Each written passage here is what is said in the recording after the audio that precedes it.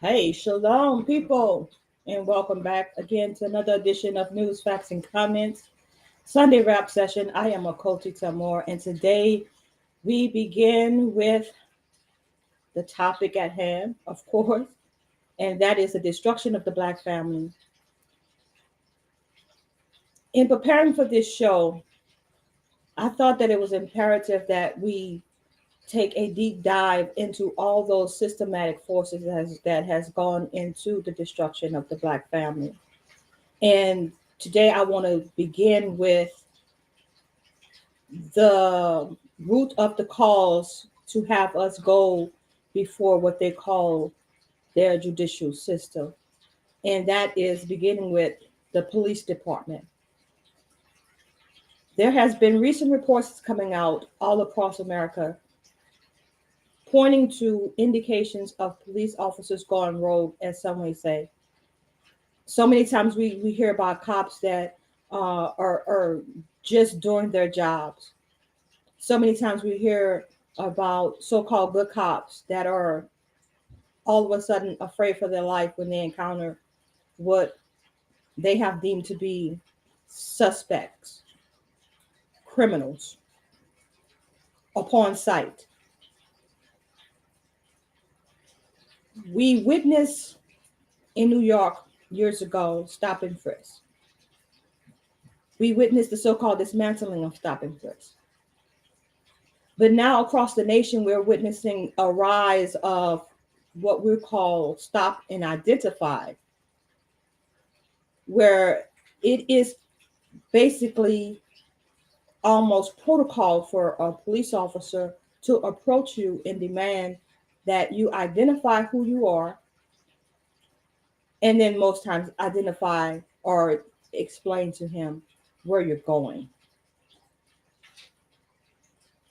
It is imperative that we understand our rights as citizens if we're going to remain in this country. In order for you to have equal rights, you have to understand what your rights are.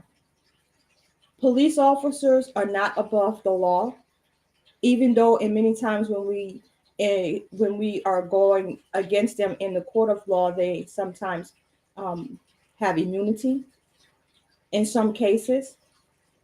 And I found through my research that the root of that in those cases is because we don't know our rights. And then they become immune from having to go before the courts because we have done something that has basically criminalized our behavior. I hope you follow what I'm saying, and that is why I want to start with the cops, what we call law enforcement officers. We've heard several content creators mention that these police officers in this time do not even know the law. So how could they enforce the law? So when you arm yourself with your rights, knowing your rights in regards to what the law is, and you can find those rights. Basically, those rights are given to you in the amendments of the Constitution. Particularly when you're dealing with the police officers, your Fifth Amendment right to remain silent. Those rights should not be abridged and should not be infringed upon. But you have to know how to execute those rights or to verbally express those rights when you're dealing with those cops, when you're dealing with the police officers. The police officers are the first line of intruding and destroying our homes. They're the ones that are writing the reports that will cause a prosecuting attorney to press charges against you. That's why I say we must start with them. When we deal with these police officers and we know that they are you know that they are bridging your rights, what should you do? What should you do in order for you to return home to your family? What should we do when we're on the victim side of a crime being committed against us, should we call these very same police officers who really don't know the law, but we'll call them to enforce the law upon our own brethren and our own sister, so that we can receive some justice? That's why I say we must start with the police. They're the first individuals that has access to our homes. And sometimes we bring them into our homes. And once you bring them into your homes, that introduces probable cause. They could probable cause you to so many different charges. So we start with them. We start with them at the traffic stop. We start with them in the school system. Now we're dealing with our children. That's another way that they're breaking up the home.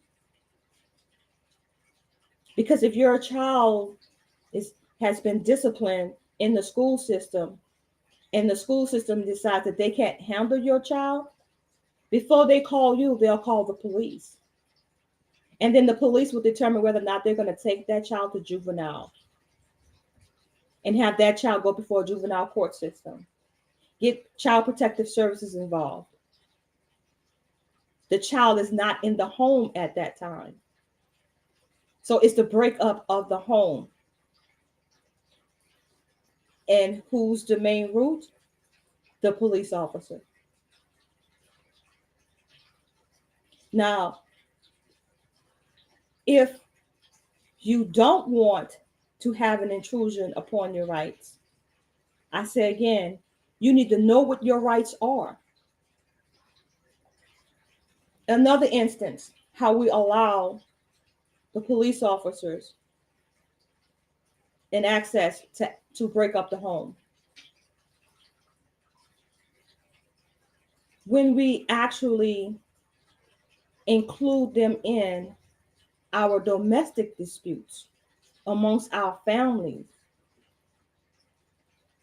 even if we're not a victim, but we're just seeking help. Say one of our loved ones are having a mental episode. Who do we call? 911. Who shows up first? The police officers. And here lately, when that happens, when you're calling for a welfare check and the police officers arrive at the home, the very same individuals you were calling for help for ends up shot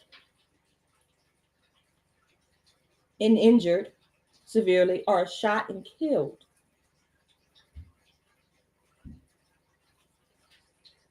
Breakup of the Black family. And sometimes we're allowing them in. So I want to have this frank conversation. Welcome to all who are listening to me right now and will join me later on the replay. This is News, Facts, and Comments, Sunday Wrap Session special report on the destruction of the Black family. If you're listening now, please give me a like. If you listen later, give the video a like and share the video, because I want to have a conversation, even though I know I can't have each and every one of you joining me right now, but you can leave your comments down below the video to let me know, how do you feel? Am I off? Am I missing something? Is not the police the first line to get us into their criminal justice system? That's that same criminal justice system who has systematically over the years destroyed the Black family, when we have inserted them there. So I want to not have this conversation by myself, because I always enjoy the input of my people. Because once we start having conversations, then we can find solutions. law enforcement offices are being shut down across the country. I don't know if you guys have been paying attention to that. Like, no more law enforcement, no more police departments in some cities now. So let me see if my co-host Major is ready to come in. Oh, and Google, man. And Google fire too, bro. Oh, okay, I don't think he's ready to come in yet.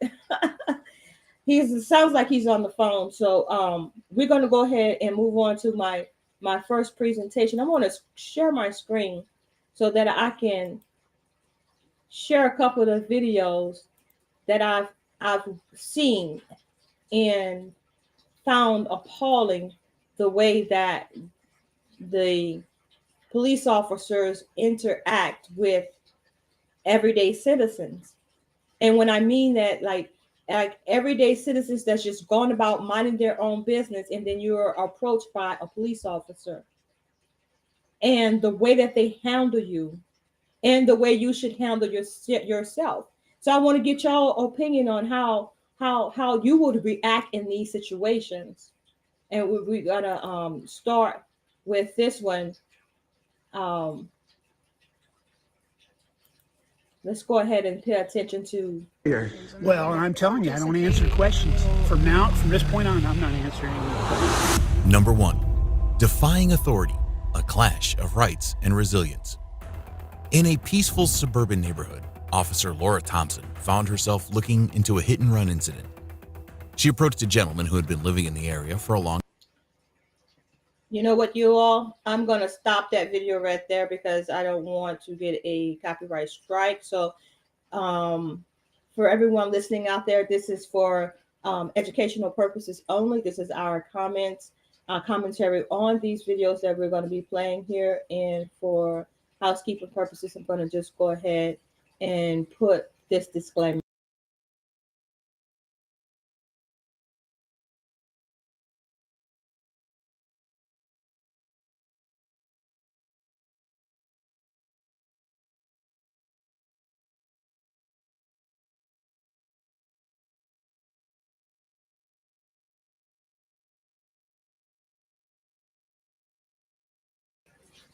Okay, so now that we did that housekeeping, let's go ahead and play the video here. Long time, hoping to gather information about the incident. Carrying her notepad and pen, Officer Thompson politely asked the gentleman for his identification. However, she was taken aback when he firmly stood his ground, asserting his rights as any citizen would. What started as a simple interaction quickly turned into a disagreement, with both the officer and the man passionately defending their positions. For my name and all that, and I don't give that up. I'm investigating a hit and run, like I said. Yeah. It's good. So, if you would like to provide me with your name. Nope. Unfazed by the officer's commanding demeanor, the man spoke with confidence, saying, "I'm well aware of my rights, just like you should be." Officer Thompson, feeling slightly surprised by the man's strong stance, responded reassuringly. That'll work. Huh? Good citizen. Okay. Put So that in you your don't want to report. show me any cameras or anything like that Nope. to help your I don't side want to of be the story? involved. I don't want to be involved in it. The man held his ground, determined and resolute. His voice conveyed unwavering conviction as he responded, "I don't give away my name just like that. I'm a law-abiding citizen, and I don't want to get entangled in something that has no connection to me." Officer Thompson, undeterred by the man's reluctance, continued her efforts to persuade him to cooperate. She put forth a theory that a vehicle from a neighbor's property might be responsible for the incident. However, the man's sharp intellect swiftly challenged her, demanding concrete evidence implicating his involvement before he would consider giving in. As the conversation carried on, hints of frustration started to seep into Officer Thompson's voice. She pleaded with the man, her words laced with exasperation. "It would be much simpler if you just work with me. Why do the police always insist on that?" she said. Officer Thompson's plea encompassed a complex mixture of reasons for the repeated call for cooperation. From the standpoint of law enforcement, citizen cooperation plays a vital role in solving cases swiftly and effectively. By joining forces, the police and community members can unravel the truth, gather evidence, and ensure that justice is served to those who deserve it. Tell me that. Sir, I'm asking you questions. Well, I'm telling you, I don't answer questions. And you do not have to when you're not being suspected of a crime. If you do not want to be a part of an investigation, you don't have to be. If you're not involved in any way. So the constant pressure and harassment that we get from cops puts us in a strange and precarious situation. Do you walk away? Or do you stand your ground and continually answer questions after saying you don't want to be involved? What can we do as citizens to stop this harassment? Because in my eyes and in my opinion, that is just what this is. It's harassment. And oftentimes this harassment will go from them just asking you a question to them finding a way to put you in handcuffs and detaining you and then taking you down to jail. And before you know it, you have 6, 7, 8, 9, 10 charges levied against you. Now you done missed work.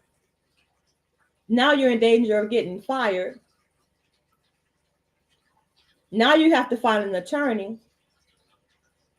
And if you can't find an attorney, now you're subject to take a plea deal. Now you have a criminal record.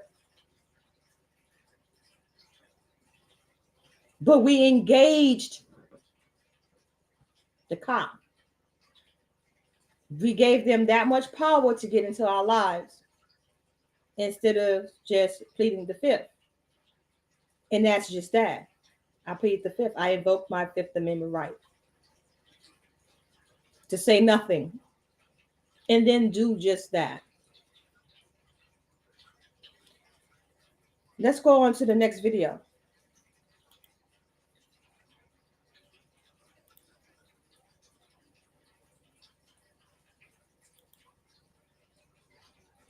I can't recall.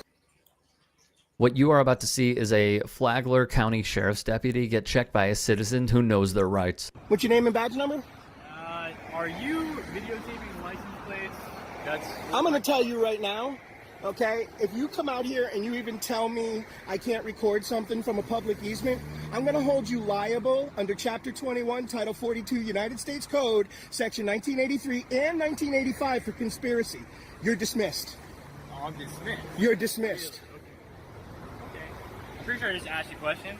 No, no more questions. I don't answer questions. All I'm asking. I want an attorney present. Okay. I want an attorney present for any questions that you have. All I'm asking is just don't cause a disturbance to the people, okay? I don't care what you're asking. You're dismissed.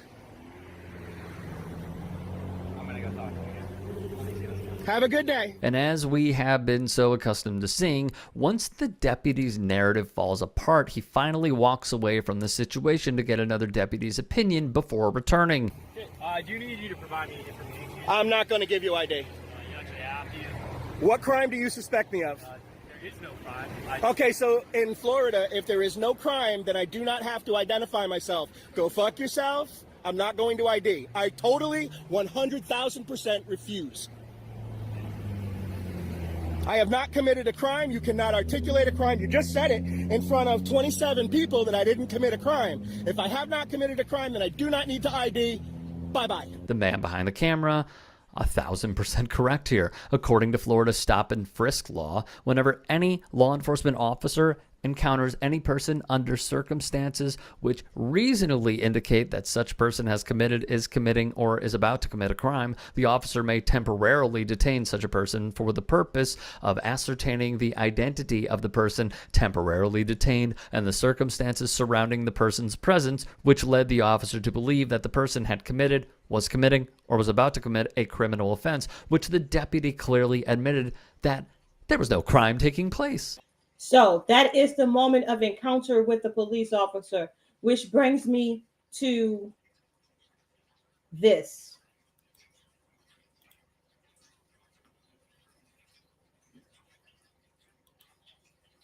If you have not heard about the case of Othal Wallace, this is a young man who had an encounter with a police officer on one night in June of 2021, while he was sitting in his automobile in a parking lot in an apartment complex where he resided. His encounter with that police officer ended in the police officer losing his life. And for those of you all who are not familiar with this case, I'm going to go ahead and show the video to remind you all of what happened with Othal Wallace's encounter with the police officer, just as you just watched the encounter with the police officer with this other gentleman standing on the public sidewalk. This is in a private parking lot. I'm getting ready to show you. So let's go ahead and watch that together. As soon as I find one where they are not going to, okay, block it. Okay, I think I found one. Just give me one moment. There we go. It's coming up slowly here. One moment, everyone, while I cue that up. Let's see here. Go ahead and watch this video.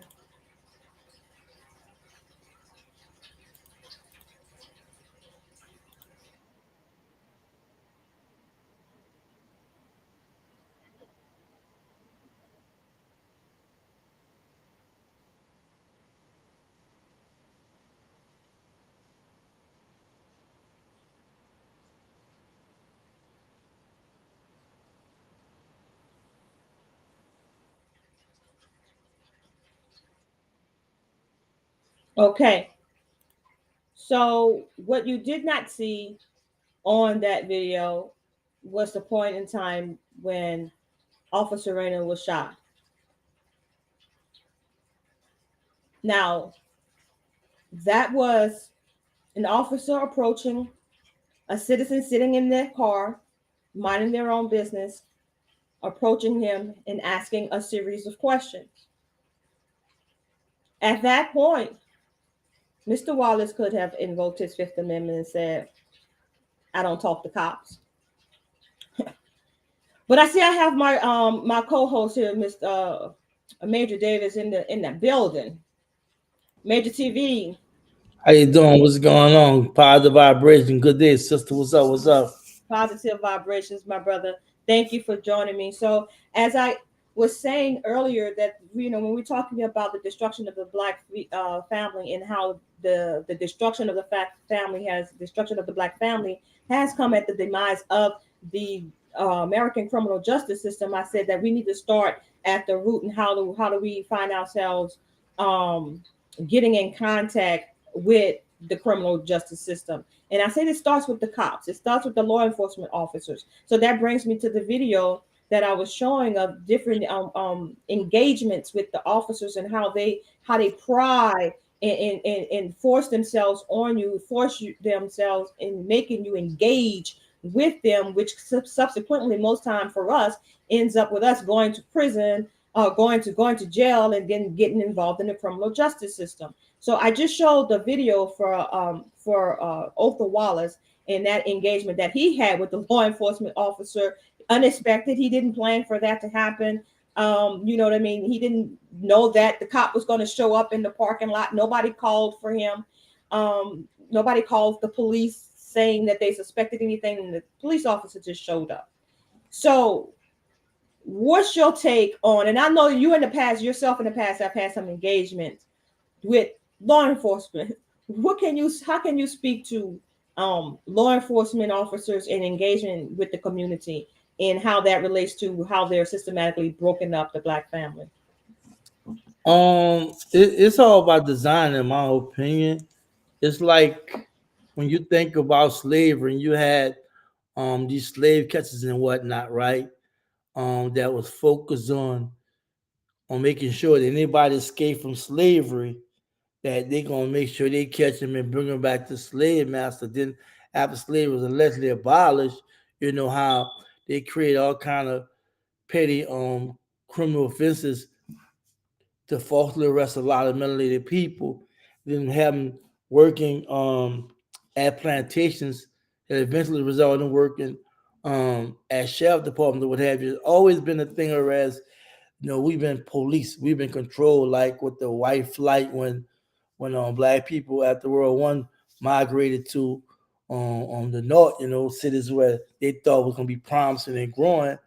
It was met with retribution, reference to police officers being sent to police them. And that white flag after World War II, the white people took their stuff, their resources and businesses and whatever, and created suburbs and whatnot. But it's always been by design to keep us in check, And it's sad that in 2024 we still having this discussion and what have you. And throughout history, it just shows that the police have a job and duty to keep mentally people in check, and they've been somewhat successful with it. And like you said, when you say that when they pull people off, pull mentally people over, and they be really looking for something, they really be looking for something. They really be looking for something. I can't tell you, like, it's a thing, right? I don't know if you know about this. When you buy a new car, you have a T tag. That's an automatic red flag. I don't know why they allow them to do that. But when I bought my Avalanche, I bought it with cash, right? Out in New Orleans, but I was living out of a house in New Orleans, a house in Atlanta, so I was back and forth, right? And as soon as I bought the truck, I'm coming across, I'm going to New Orleans, leaving out Georgia, and they pulled me over.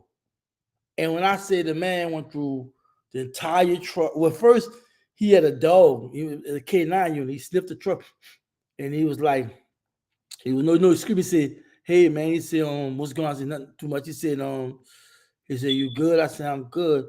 He said, "I'm just doing a routine check." He said, "If it's cool, I'll search the truck." I said, "No, you can't search my truck." He we got the K9, sniff. He gonna tell me, "Oh, you got 9 punts around your vehicle, right?" This man searched my entire truck, my luggage, and everything, right? If I did one thing to trigger him to come at me sideways, he would have did that, right? But they do try to find a reason to mess with you. You know what I'm saying? I don't know. People know about the turnpike in New Jersey. They had it bad and pulling black people over and what have you. What they later on the filing class lawsuits behind that, but driving while melanated is a big deal in this. It has been a big deal in this country, and it still is. But there is things that these law enforcement officers do. There's certain techniques, there's certain things they're trained to look for. And there's so many people that they pull over that they don't have a right to pull the people over, and they be searching. A lot of them drug busters be lies, like they be like, "Oh, we pull over, we just know such and such." Nah, they tore some people's vehicle when they got to the news. They lied and said, "Well, they smell weed, whatever." A lot of it be illegal, but you have nobody that can really cover it because they don't have no video or nothing like that. But it's crazy how they really have been doing this over and over in our lives, and it's been really causing havoc because some black people don't know how to deal with that, being just pulled over, messed with for no reason. Because you don't have to be harassed, just being pulled over, knowing they're telling you didn't do nothing wrong. We just want to just search your vehicle. And a lot of people will let them search them knowing that they may have a little marijuana or what have you. And it's crazy, man, how we have to deal with this. And we've been dealing with this for a very long time. So Major, I want to focus on the idea of the Fifth Amendment, right? In your mind, is that our just natural defense against the police officers, just automatic? And we're dealing when we talk about traffic stops and then are encountering the police officers out in public, like just don't talk to the cops. Is that the best defense? I plead the Well, the Balkans riots, Balkans versus Alabama. It was in the 50s where they created the thing where the Fifth Amendment, your right to remain silent, and blah blah. They got double jeopardy in it, right? Well, back in the day, it would pull people over and they would have an interrogation for a very, very long time, play all kind of trickery stuff, what have you, and then people just say something. Well, in Balkans versus Alabama, well, and then also would actually try to get you to confess without reading your rights or arresting you. So in Booker versus Alabama, it was a landmark decision where they were saying that when they created the right to remain silent, I mean when an officer, like in this case, when Officer Ranger approached Othal and Othal refused to answer him, he exercised his Fifth Amendment, right? That's where the Barkers come in at. He was supposed to respect his Fifth Amendment. Now he was supposed to arrest him, right? But he's supposed to have a right to arrest him. You still did the proper cause, but I'm sad to say this here. Barkers versus Alabama have been watered down so much that police have been violating defendants. I don't want to say defendants, citizens on right to remain silent just on the basis that they feel like they have to say something because they're law enforcement. And that's just sad. And despite Balkan say that, and a lot of people want cases with this, but it's been watered down, whereas a lot of time officers will confront the person and call themselves holding a conversation with you and not saying they're trying to disguise it like they're not arresting them, but they are arresting them, right? And what they did was say that if an officer refuse or doesn't allow you to walk away as an arrest, so that kind of went to helping out us to a certain extent. But the answer is it an arrest or is it being detained? Like, okay, so first of all, let's do this disclaimer. We are not attorneys and we're not trying to offer any legal advice. We're just trying to understand our rights underneath the law and underneath the Constitution. So that's just a disclaimer. We're having a conversation about our rights under the Constitution. Well, but whenever officers stop you from talking, that stop turning to arrest. A detention is an arrest. You feel me? You're going to either have a voluntary interrogation or involuntary interrogation, right? Whereas a voluntary interrogation, when they say they want to speak with you, you come down freely.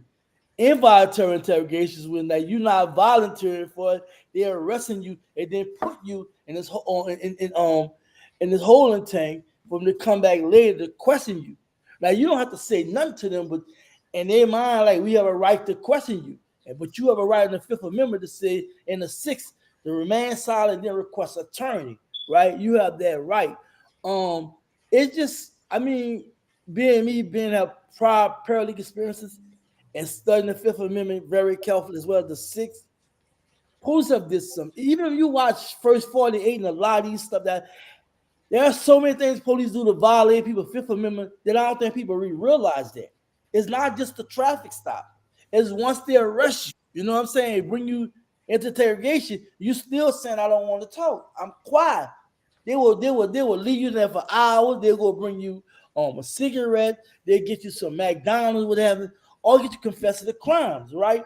And while we dealing with Republican like judges or down there Republican tough on crime justice system, a lot of time they give the police leeway to do all that because in their mind they feel you're guilty. You feel me? That's why when you file your appeal, they be denying them so fast. Very few people win their appeal. Appeals are not winnable like people think.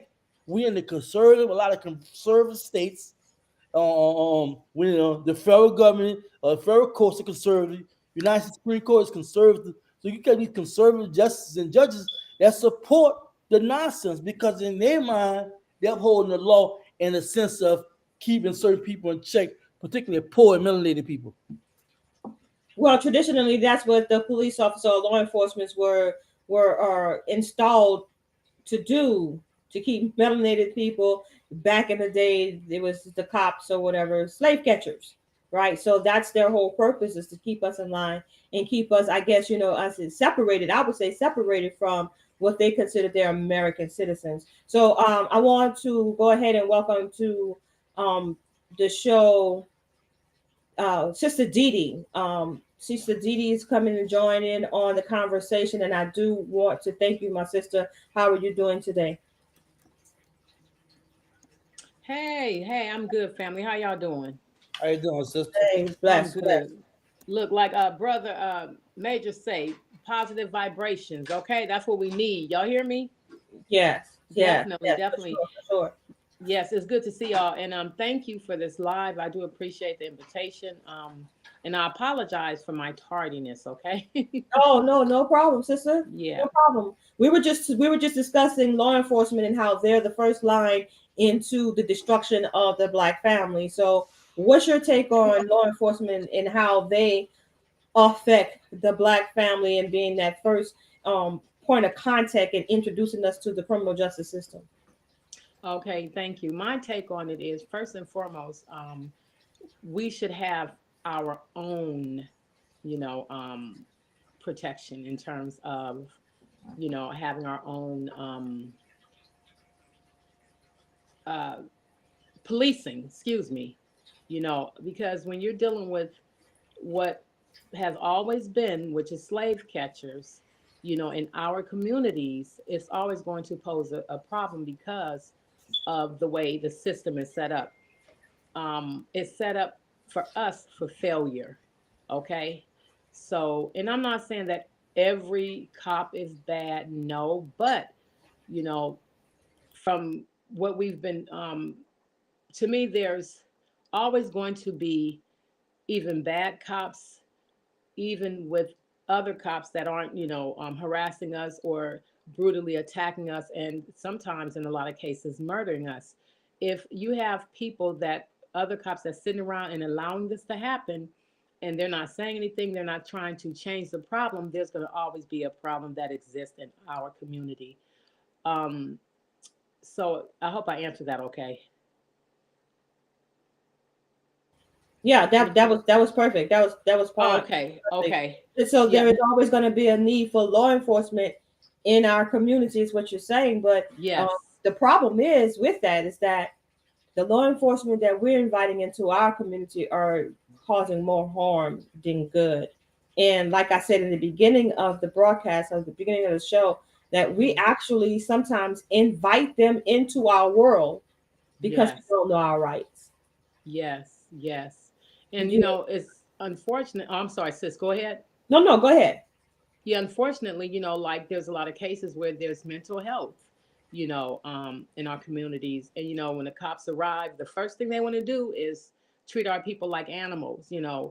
We've heard of many situations that has taken place and that still exists to this day where they approach us in a rogue fashion. It's never, especially in dealing with mental health, it's never taken out the time, to approach the person to try to address the situation or even come up with a solution. The first thing they want to do is attack, and like I said, what falls behind that is causing brutality. And then unfortunately, our people end up one, deleted or crippled.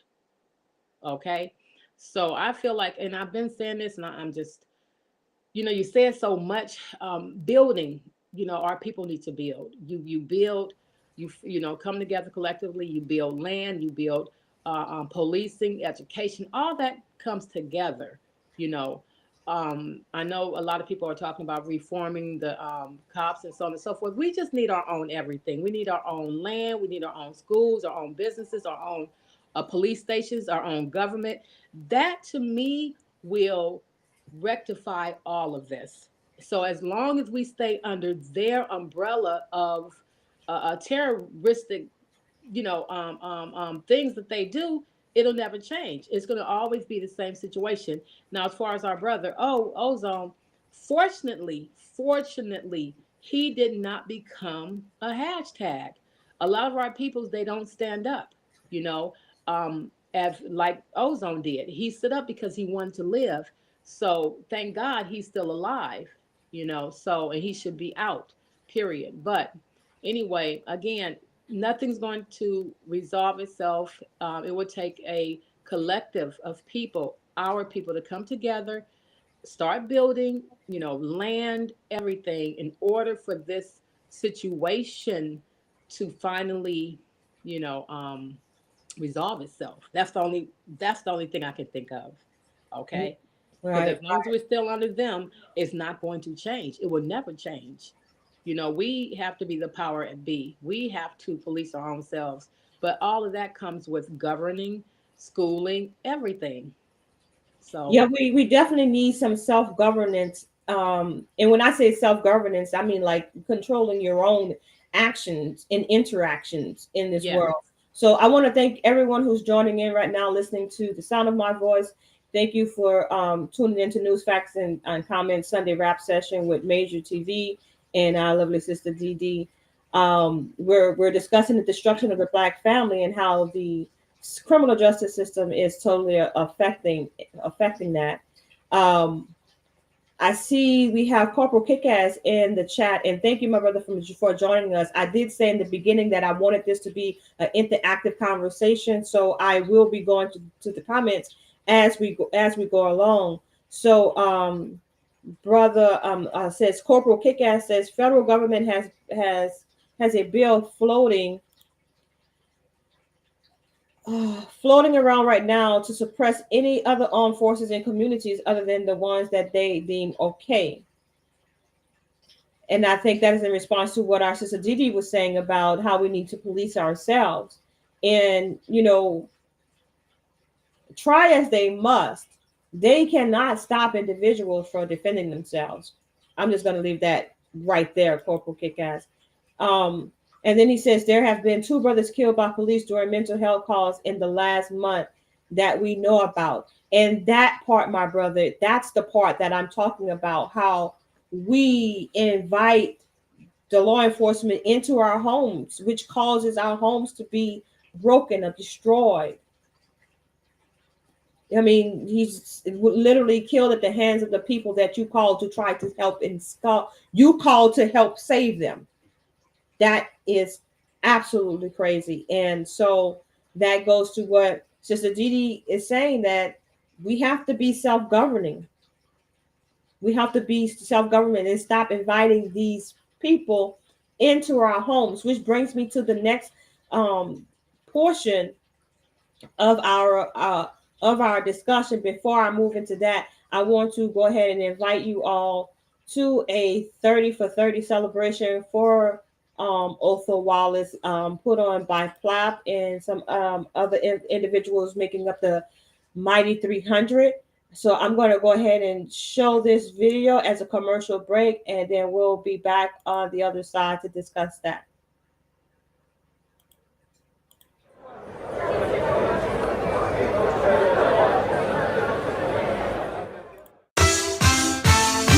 Ain't gang if you let shit slide. Is that you? Ain't gang if you let shit slide. Big guns and a lot of zip ties. Everybody, everybody, everybody. Y'all make sure y'all come right back here on March 30th. You know what time it is. 30 for Note 30.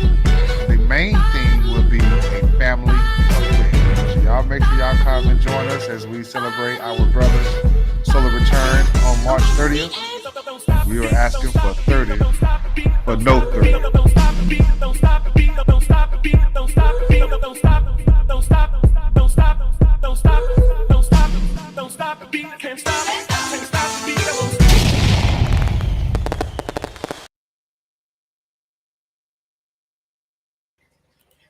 So, okay, family, make sure that you guys mark your calendar for that day, March 30th. They're going to do a celebration for Othal Wallace in the fundraiser event to help bring awareness and help raise funds to his legal case. He's now in the appeals process, appealing a 30-year manslaughter sentence.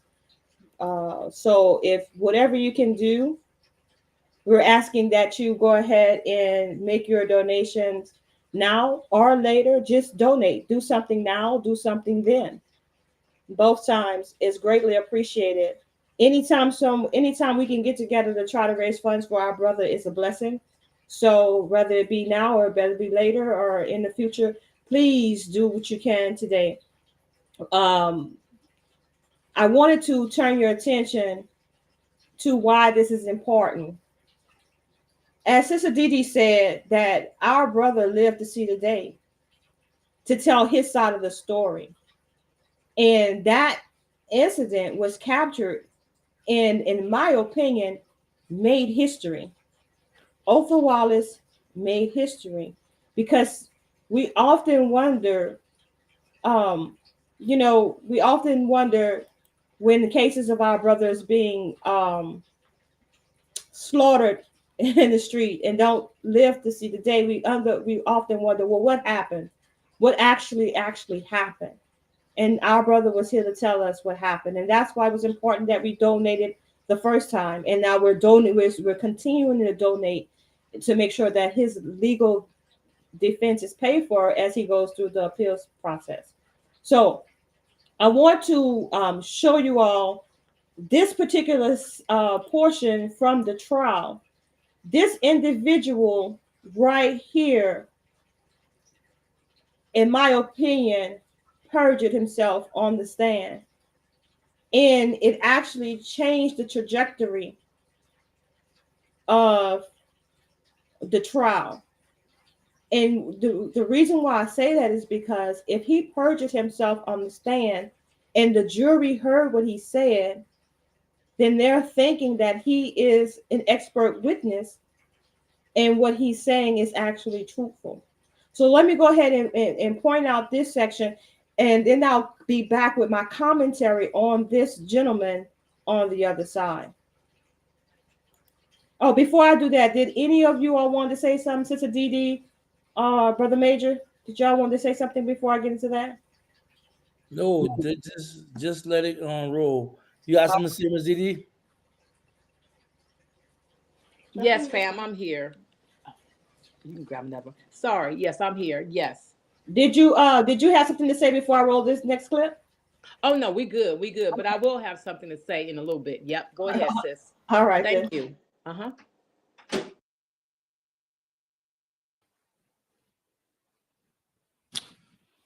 Are officers trained in a situation like this to ask someone to get back in the vehicle? Why would an officer in this situation want the person that they're talking to sit back in the vehicle? Those are the first 2 points I made. The primary point is not to get hurt. Secondly, it's not to lose them because they fled.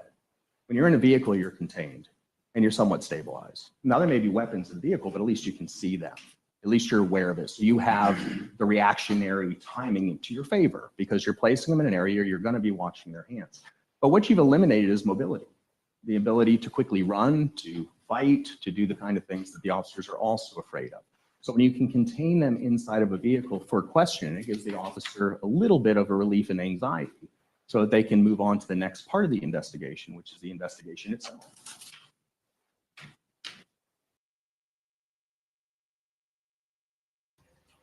Okay, you all heard that.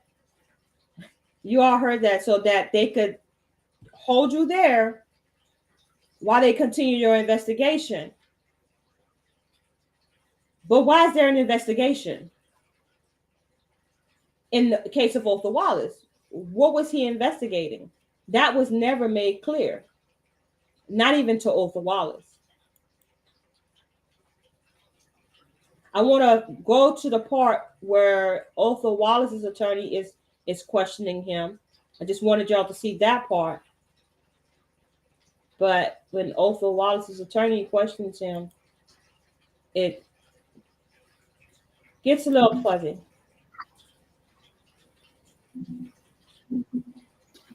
You mentioned before, officers are trained to detect, I think, non-compliance with the statute or something that's in compliance with the statute. Do you recall that testimony? When it comes to elements of a crime, law enforcement officers are looking for things that are consistent with those elements and inconsistent with the baseline. And you would agree that in looking at this video here, there is nothing apparent that is inconsistent with the That's the reason officers talk to people. Sir, did you understand my question? I did. Okay, the question was, based upon an observation of this frame at this moment in time, do you observe anything that's inconsistent with the statute? So the answer is no, you do not see anything inconsistent with the statute. I don't think at this point we can see anything except somebody sitting in the car in the dark. Okay, and it is perfectly legal for a person to sit in their car in the dark. Do you agree with that? car that's taking in. Please describe to the jury what information one could glean from this observation that suggests that Othal Wallace is not in possession of a vehicle that he has a right to possess. There is something else to get out. Okay. And what do you see in this video which makes Othal Wallace deserving of some suspicion that he potentially doesn't possess? Objection, Judge. Speculation.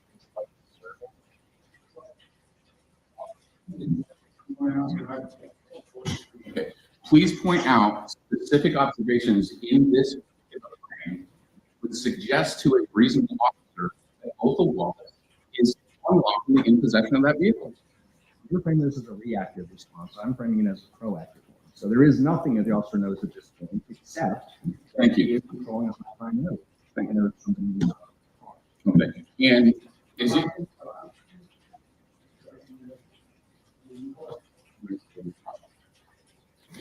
Is it your testimony to this jury that a person's mere presence in a high crime area allows them to be subjected to immediate inquiries about their activities? Police officers can talk to anyone about anything at any time. Okay. And if the question that's posed by the officer is not based upon some particularized suspicion and performing a lawful duty, the person can end that any time they want. Isn't that true? Depends. It happens very rapidly where an officer may go from mere hunch to thinking that a crime is occurring. And the person on the receiving end of that wouldn't know that, so they're not entitled to watch. So if an officer does not have probable cause or reasonable suspicion to detain a citizen, Object us to these standards. They weren't not relevant. they've come in the case, the use of force expert on police tactics about what he trains officers in terms of discerning and not discerning. I understand. Is it your testimony that any person at any time, for any reason that an officer believes is justified, has to subject himself to being detained by a law enforcement officer? Yes. If a law enforcement officer believes that a crime has been committed, the other person may not be here. And it's sort of a social contract, an inconvenience for someone, they have to with the officer their property. Their recourses in court.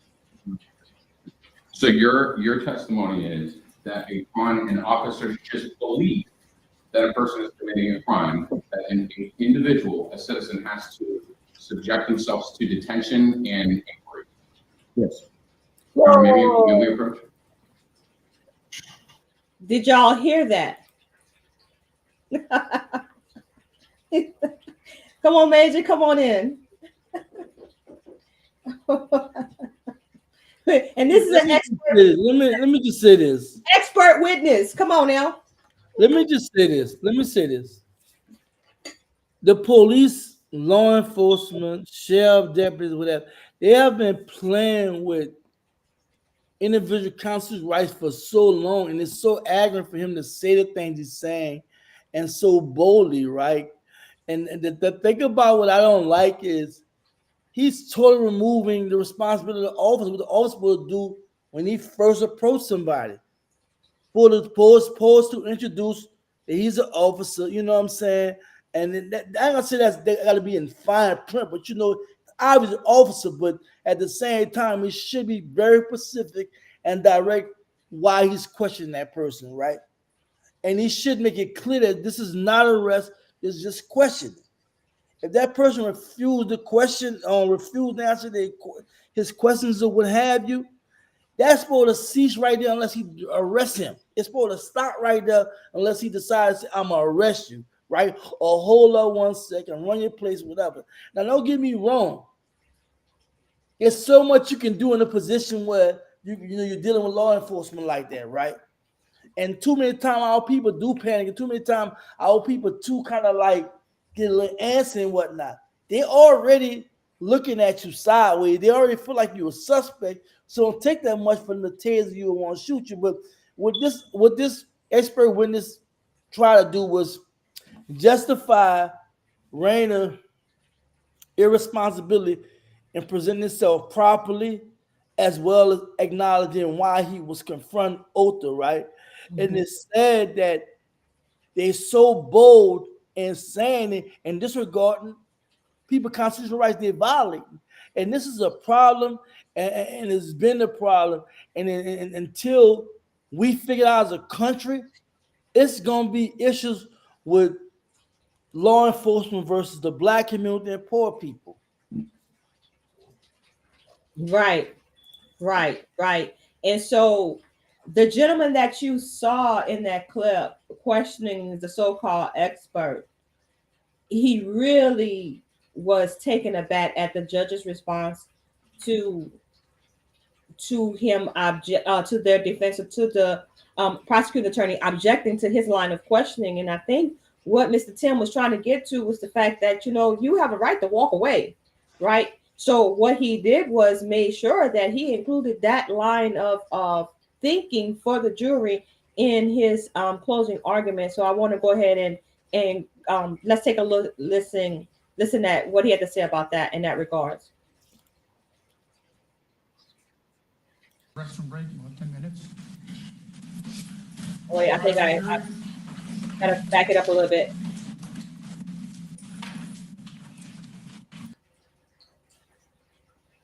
Over and over again. So fearlessly wouldn't even respond to the officer's comments. I think that's the wrong one. Hold on, y'all. And so hold on. It was a long trial. So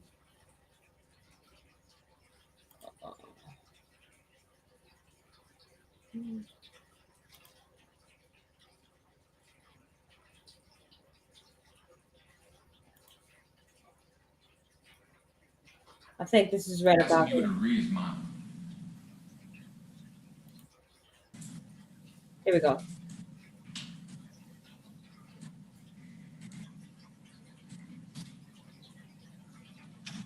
All rise for the jury.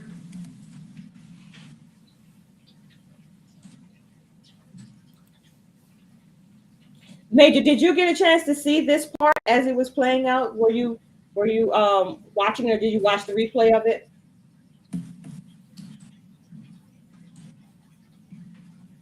Yeah, I seen some of it. Roger that.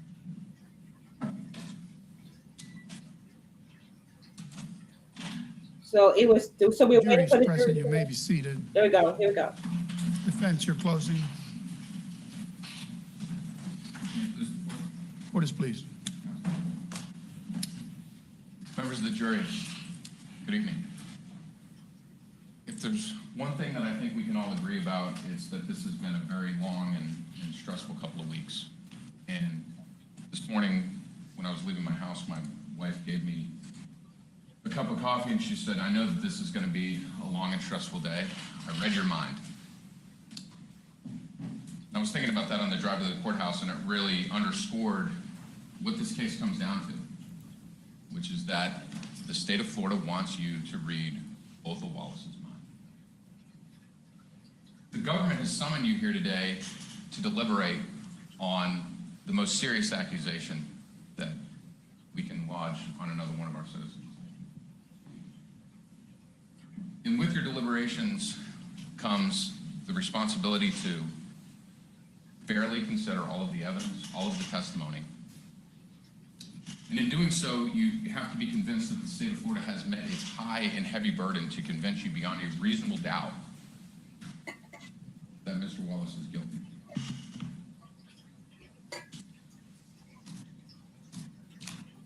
And the state has not met its burden.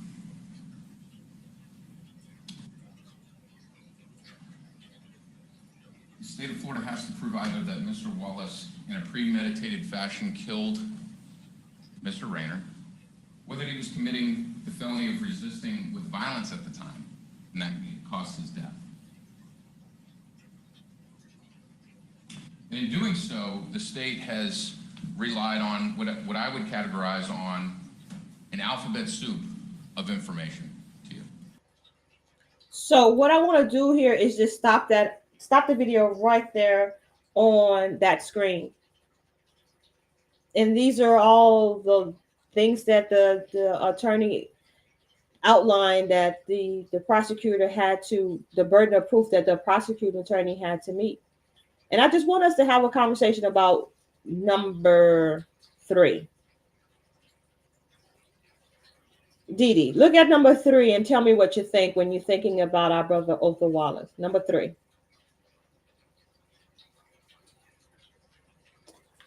You're muted. Oh, sorry. Okay. I was saying I'm on my iPad and it's very tiny. Can you read that to me, please? Okay, so number 3 says there was a premeditated killing of Jason Rayner. No, it wasn't. Totally untrue. That's my honest opinion. No. Ozone was, I'm sorry, go ahead. No, go ahead. Finish your thought. Yes. That's why Ozone did not get the death penalty, okay? And he shouldn't have gotten manslaughter either. But anyway, Ozone, as you can clearly see, if you look at the footage, the few seconds of the footage, he was minding his business. This cop, Raynor, approached him. And from what I saw, and most people too, that again viewed the footage, he didn't even come off like, hey, I'm Officer Raynor, blah, blah, blah. He just, approached him and just started detaining him, like keeping him, prohibiting him from moving and grabbing him by the back of his shirt or his neck. No. Premeditated is when you go out, like these white kids that go to these damn schools and they shoot. That's premeditation. Okay, is when you go out and you planned, and it's planned in your head that I am going to go out and delete, whether it's the school shootings or whether it's a cop or whatever.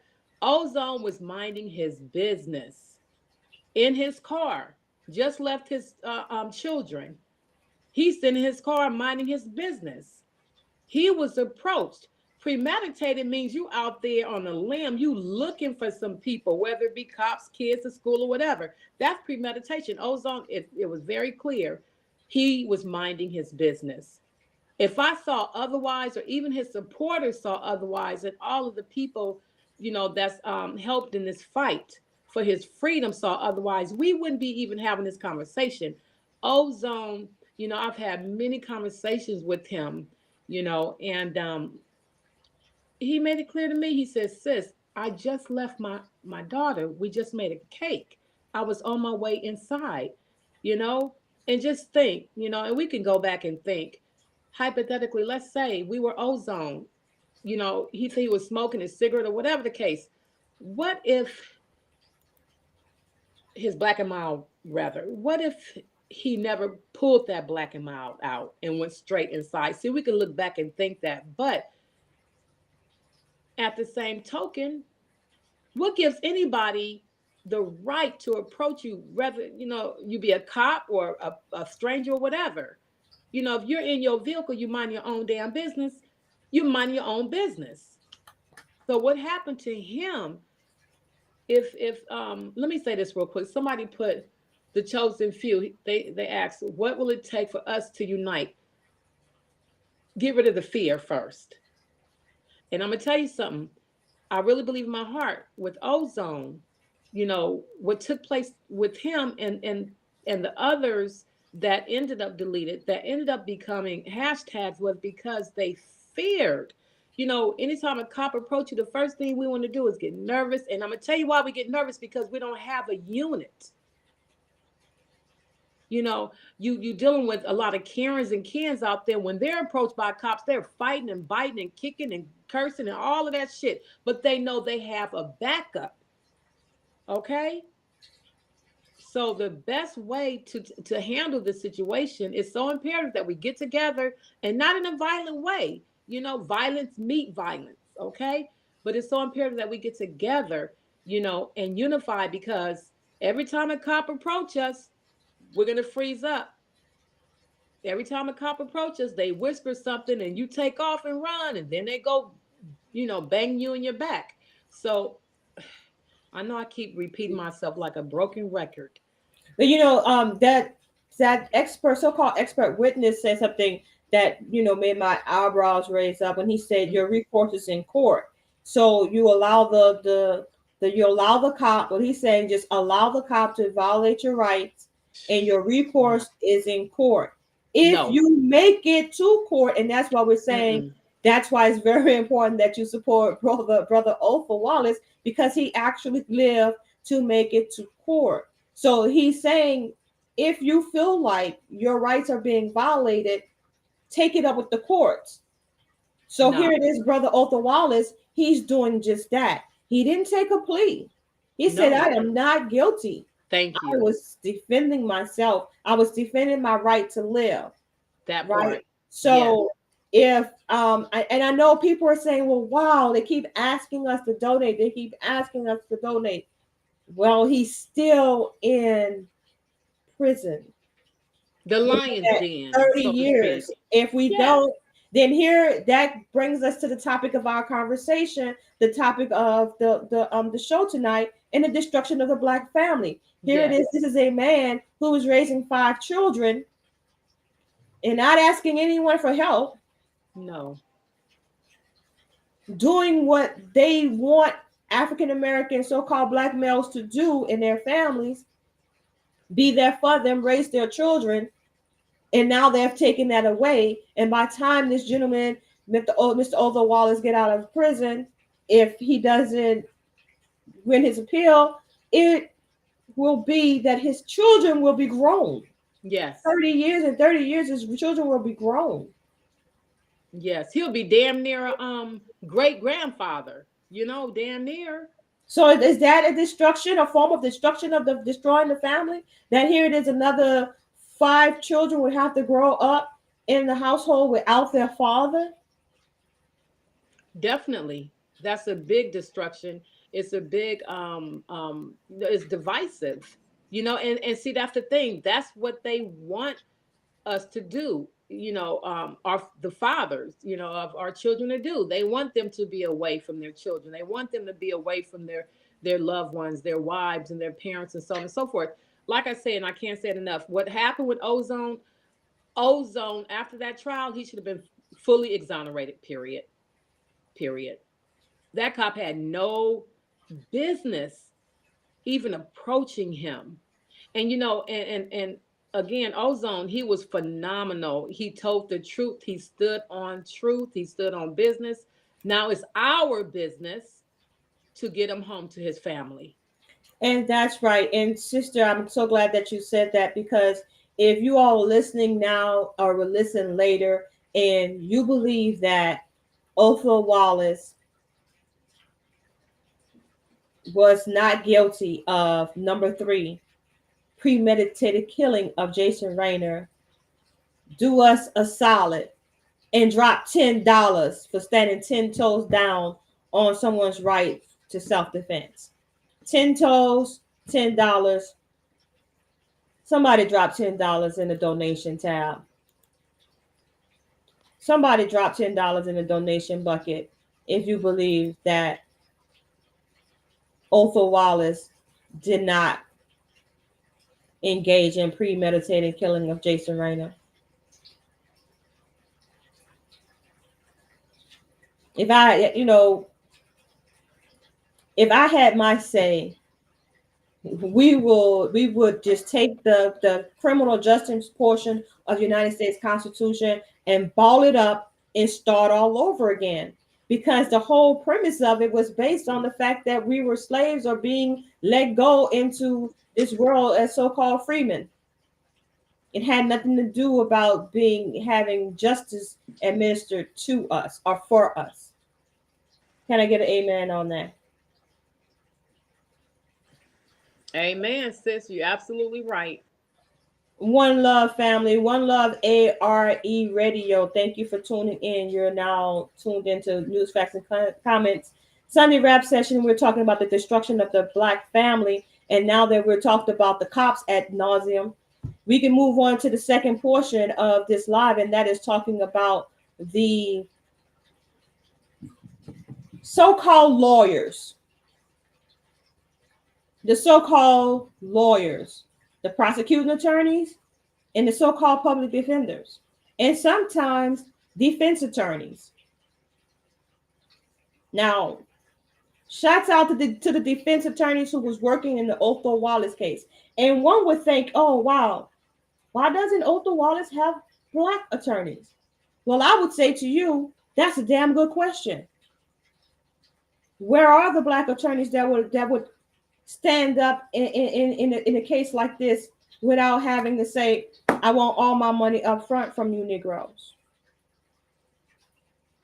Major, black lawyers, what are you thinking? With black lawyers, there are a lot of good black lawyers. I think you have a lot of sorry black lawyers. But in cases where police is involved, um, black people are apprehensive in reference to not get into the police department. Not just black, a lot of lawyers, you know what I'm saying? And shout out to them lawyers that did step up.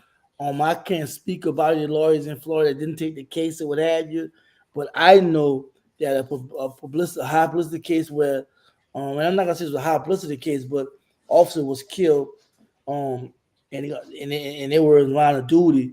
That some um attorneys, black attorneys, probably wouldn't want to mess with it just based upon the fact that they don't want to run with the police and what have you. But but with any job, man, it requires that you apply yourself. So I can't speak for every black lawyer, but there's black lawyers out there doing their things. You know what I'm saying? And shout out to the DA in New Orleans. He didn't release a lot of guys, black DA, a lot of Jason. I forgot his name. He released a lot of, you know what I'm saying, brothers and stuff from prison and stuff, been out a very long time. And he's doing something in the community, what have you. And I don't know. I just feel like it's about a case by case basis and what have you. But of course, you have a lot of attorneys that sell out. You know, there's a big thing with these lawyers that have gimmicks for a lot of families, right? They sell a dream, knowing they can get their child out, knowing they now apply themselves and get so much money out of our communities. And this happens so oftenly that lawyers, and sometimes they use guys that have a background in paralegalism from prison, right? They come home, like in Louisiana, they got that. Well, a lot of guys come home from prison, and the lawyers, they get a lot of cases on strand them guys and stuff, knowing something about the law, but the lawyers don't be hitting on nothing, you know what I'm saying? But the whole criminal justice system is a straight setup. It's all rigged, in my opinion, What about you, Sister Dee? What about them lawyers? You know what? I'm gonna tell you something, and this is how you know when you have real people involved in this, and just real people who love our people. Like if and what Brother Major just said is phenomenal. He's right. Some of these attorneys feel like, oh, if they take this case, blah blah blah, they could be followed, they could be handled, or whatever. But then yet and still, you rather just continue to take cases of deleted brothers and sisters than to stand on righteousness and take this case, do a pro bono. I mean, with all the money that Crump done made, he can do 10 cases like Ozone's pro bono. It's like give back. You feel what I'm saying? So I definitely agree with Brother Major in terms of, and again, there we go again with that fear. Okay, right. Guess what? We could be putting our lives in jeopardy, excuse me. We could be putting our lives in jeopardy, but are we stopping? No, we keep pushing because guess what? We serve a mighty Most High. See, a lot of people, come on.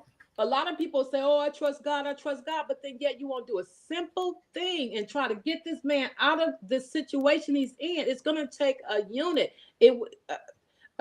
Excuse me, I'm speechless. Excuse me, you guys. The attorneys that came on board, of course, they're Caucasians, did a phenomenal job, and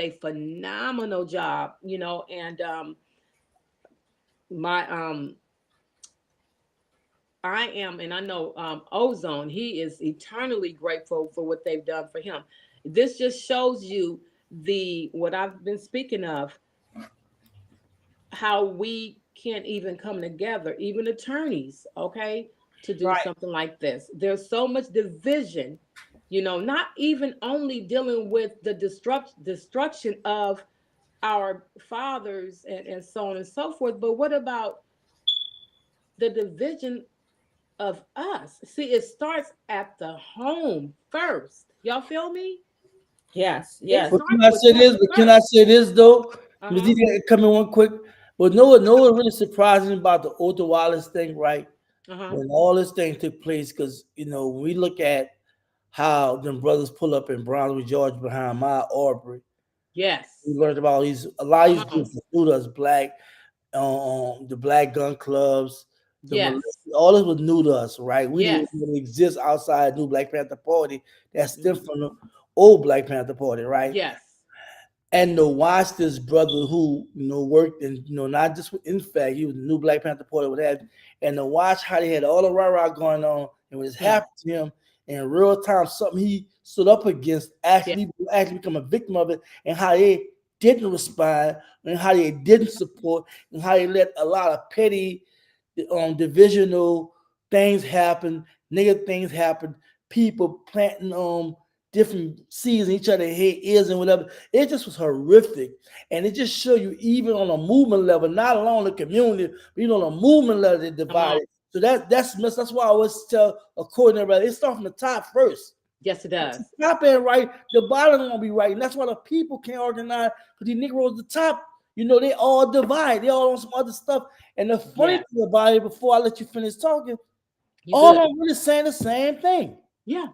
They just have egos, a lot of them. And lastly, and the sad part about a lot of them, they don't have an end game. They just they'll start something beautiful, and then they go straight to the ground. And there are people that will come in and try to help them, but they'll keep them away because they don't want the spotlight. So it's some real stuff, and it's really telling to see how you respond to Othal situation. Yes. Brother Major, you know what? Salute to you, my brother. You know what? And I'm glad you said just what I've been wanting to say. Remember all of those people that was there for Breonna Taylor, the Ahmaud Arbery, the so many different situations. And, and I've said this to people before, that with all of the militia people, you would, for one, Malik Zulu Shabazz, he's taking on a huge case out there, and I think in Mississippi somewhere, okay? And this ain't no damn allegedly. This is real, for real, for real. And that's a multi-million-dollar case. I've been trying to hit him up like, hey, can you help with the donations? To no avail. You would think that all the people that Ozone was peacefully protesting with, he should have at least 5,000 towards his donations. This man was at, remember before the trial, he was dealing with a possible capital murder charge. Mm-hmm. Right. Nobody, and I'm not gonna say nobody, but I had a lot of people tell me, we can't even donate to him because GMJ said we couldn't. I mean, so many people was hitting me up, DMing me on IG. I'm like, what? And see, that's another thing too, Brother Major and Sister Cody. Our people get so caught up in their fucking feelings. Move your feelings out the way. Move the fear out the way. Let's go focus on the matter at hand instead of, like now, so many, and I can't even name no names. I'm not going to be Miss Patty, but even people that used to do the donations for us, off and on or whatever, stop doing it. And I'm like, well, why did that stop? Oh, well, because you mentioned a museum. And I'm like, you know what? If these Negroes don't get out of their damn feelings and start focusing on the matter at hand, maybe one day we will truly be free. But if you keep putting distractions and distractions and distractions in the way of things, and you mad at this person because of that person, we'll never be free. But I tell you one thing, the ones I am holding on to and I'm believing in them as I'm believing in myself, like-minded people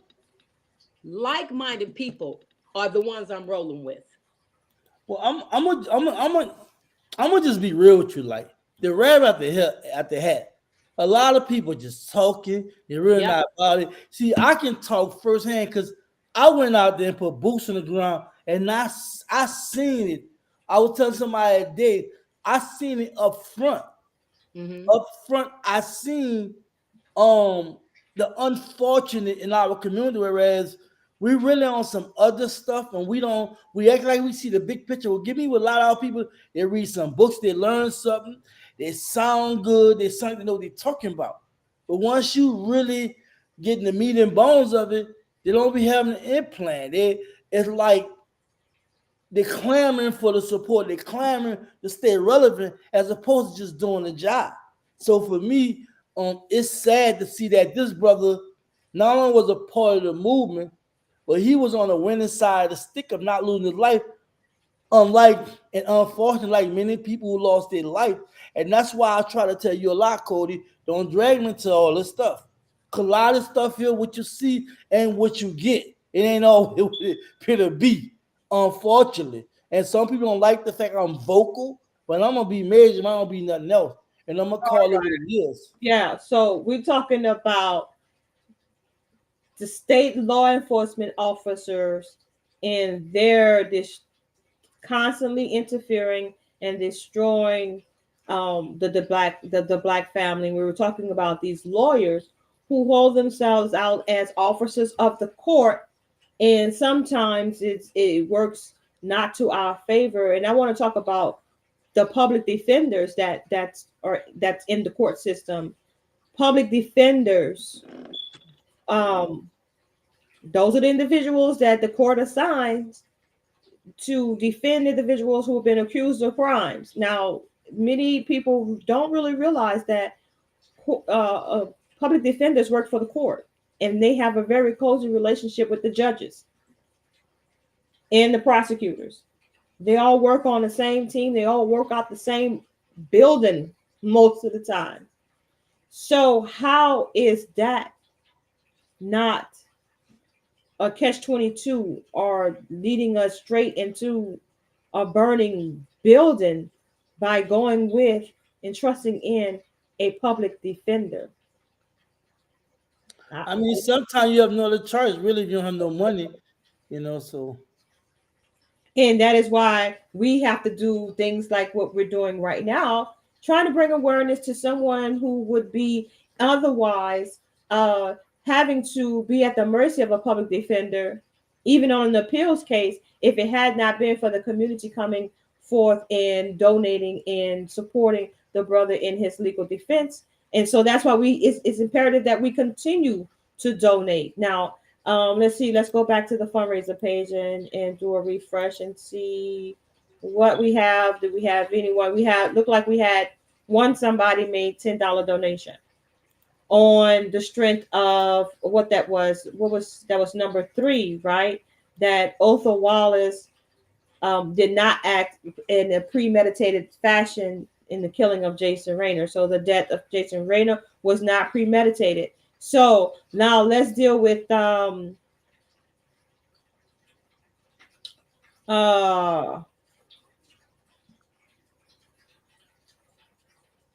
Wallace knew that Jason Rayner was a law enforcement officer.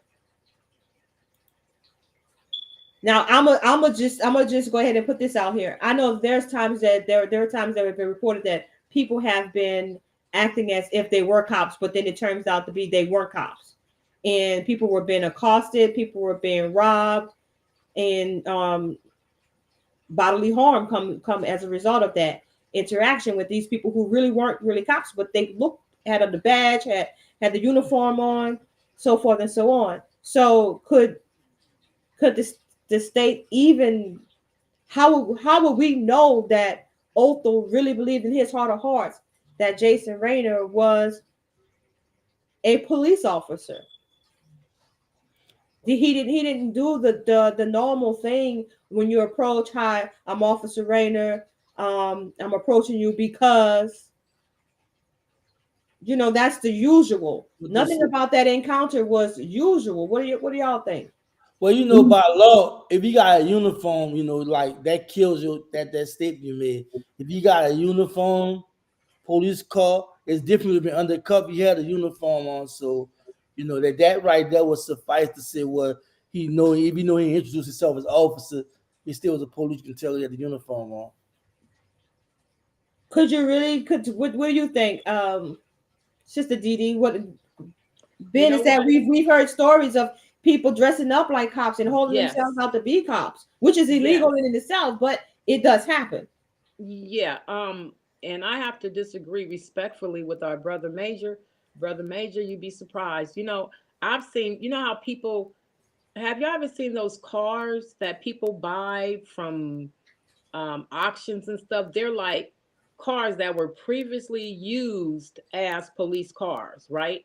It's nothing for you to get a damn decoy, fake ass light, Okay, and they're catching a lot of these pretenders, these fake cops lately. You know, with you can order all kind of stuff on Amazon or these different websites, decoys, and all kind of shit. You can make yourself out to look like a cop if you really want to. And as far as the uniform, the way Raynor approached him was very unprofessional. Didn't identify himself. He didn't say, "Hey, hello, my name is Officer Raynor. I'm here for A, B, C, D, and E. Blase, blase."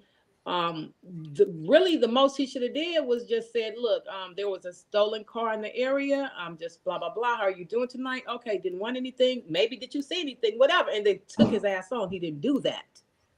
Okay, it was a totally different situation where he just, it's like he came out bold, like detaining him, sit like he was a damn dog or something. I mean, it's just, he was very unprofessional. And to be honest with you, if that was me, I probably would have thought he was a RoboCop, like a fake ass cop out to harass people if I was approached by him. So yeah, he did not. Let me say this though, with Rainer do that what they do every day. Rainer do nothing different do every day. I'm speaking from a legal standpoint. Y'all gonna go from a layman standpoint where I say, well, it didn't look right. People pose fake officers. That's true. But when you go in their system, they gonna look at it how they look at it. So I'm covering that perspective. But what Rainer did, that's what they do. They do it. You got so many records where officers not even presenting themselves as officers. They're not even really communicating. They want the straight answer from the person. If they don't answer, it culminates in something real serious. So Rainer really did a long-standing practice of police violating people fifth and sixth amendment rights. So what he did is typical. It's not right, and it's been challenged numerous times. Some of them, most of it upheld, and very few people won. Yeah, but that's documented. Right. It don't make it right though. That's what I'm saying. That's why he did. That's why he didn't get the death penalty, because his lawyers and them presented the case, whereas they show where he violated the rights of an officer. He was only convicted because it was an officer. You know what I'm saying? That's all it was. The average Joe, you probably would have beat it. You know what I'm saying? So you got to realize he wasn't convicted because of the crime itself. It was the crime plus it being a white officer. All right, so let's hear from our brother. In my opinion, no. Yeah. I feel you. Definitely. And Sister Cody, can I say something really quick, please? Yeah, go ahead. I don't know if y'all heard about that Asian cop who was stopping women and raping them and doing all kinds of stuff, making them perform oral sex on them. He got like 1,000 years, okay? Really? Really? What happened there? Oh, brother, major. You can look that up on YouTube. This dude, he had a whole white wife, and he was out there messing with nothing but black women. Everybody he stopped, he got convicted. He had like over 30, 40, 50, 60 accounts against him. And let me tell you something, when that judge said, okay, for this, you know how they have like different sections, like for count number 2, that's 5 years, count number 2, 1, 5 years, 2, 10 years, 3. Hell, they did like 30 or 40 counts on his ass, and I might be exaggerating a little bit, but anyway, that dude, he was literally sinking in his seat. He was a cop stopping our queen sisters. These women were, queens to us, beautiful sisters, but to the world or to that community, some of them were on drugs, so they looked at them as a nobody. It only took one sister who was a recovering addict to say, hey, this happened, and somebody listened, and then all of a sudden a slew of people, a lot of women. Y'all can look him up. I'm gonna try to find his name. He got one of them weird names. I think he was half Asian and white or something, and that's what I mean. You got people like that out there that would stop your ass and rape you or have you performing shit, all kind of stuff. Then you got the cops that did what they did with the Malik Zulu Shabazz situation, the case he's handling. These cops made these 2 black men perform sex on each other in the shower. You got cops like that doing crazy gay shit, hurting our kings and our queens. And it's like, when does this stop? How can we make it stop? And then you have to rely on a system, a court system, which is tied in with the government, okay, to hand you over your faith. I mean, you have to depend on them, rely on them to say either that person is guilty or not guilty. And if you say that person's not guilty and they are, basically they call you a liar. You know, I've been in the court system before years ago, and I was a coward. I was crying and I was, afraid, and I felt alone. And I was, you know why? Because I didn't have my people backing me up. To this day, that's why I do what I do. I am an advocate. I stand for my people. I love my people, and I'm gonna always be there for my people. But who's going to reciprocate that same thing? I mean, when are we going to come together in unity to where we can say, you know what? No, we're going to stand there for each other. We're going to do the right thing. We're going to be there for each other. We're going to, activate our powers so we can stop cowering down like I did over 20 years ago. Now I'm like, that's why I do what I do. That's why I do these lives and stuff. That's why I donate like I do, because I don't give a damn. No fear, nothing is going to stop Didi from doing what's right. And it's only right, and I keep saying it, for us to come together. If nothing else, bring these donations up. If nothing else, if we can't come together for anything else, let's come together for Ozone, because Ozone was there for us. I don't mean to bounce back and forth or whatever, you guys. I'm not trying to cause no kind of confusion or nothing like that. But again, like I said, and I can only say it as many times as I have said it. When do we come together for a cause like this, on this magnitude? This is huge for our brother to fight this, to defend himself, which is only natural. That's right. Natural. That's right. To defend himself. And like I said, all he needs is what got Zimmerman off. He should have gotten the death penalty when he killed our brother Trayvon Martin. Nah, if not death, he should have got life. He got total acquittal. He got total exoneration. He got total acquittal. Yes.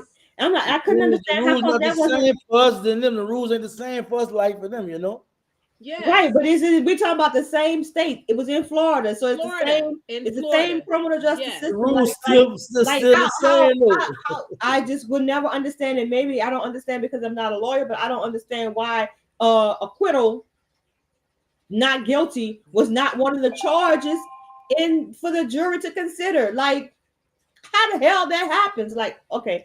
But anyways, let's listen to our brother Othal to explain that night. And you guys can testify. And I say again, if you watch this, listen to him, and then you decide if it was premeditated. Yes.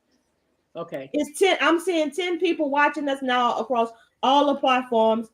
10 people watching us now are going to watch Othal explain what happened that night, and then you'll decide if it was premeditated. If it was not premeditated, in your opinion, drop $10 in the Othal Wallace Legal Defense Fund.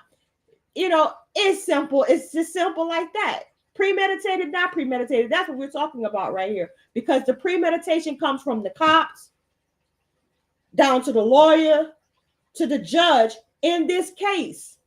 That's what the whole thing was about. Premeditation. Right?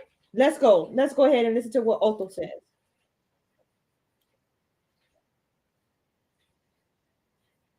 And I was just trying to see like what's going to happen here. I never ever in my life been in that situation, and that was kind of like one of my worst fears is being in a situation like that in the dark with no witnesses, nobody to see what's going on, and nothing to like really bring any awareness to the situation. Your Honor, we're going to play the video, and then I was going to ask if the court would allow for Mr. Wallace to come down here. Okay, we know what the exhibit is you're playing? It's 12, I think, 12. It's the real-time video, Your Honor. Okay. You may step down. State's Exhibit 12. How's it going? Do you live here? Farther down here. Do you live here? What's going on? Sit down. Sit. Sir, can you sit down? I'll talk to you. Stop. Come on now. Come on now. Don't do this. Sit down. Why are you asking me do I live here? Do you live here? Yes or no? What's going on though? Who? Charlie 77. Nah, back up. Stop. Stop. Stop, man.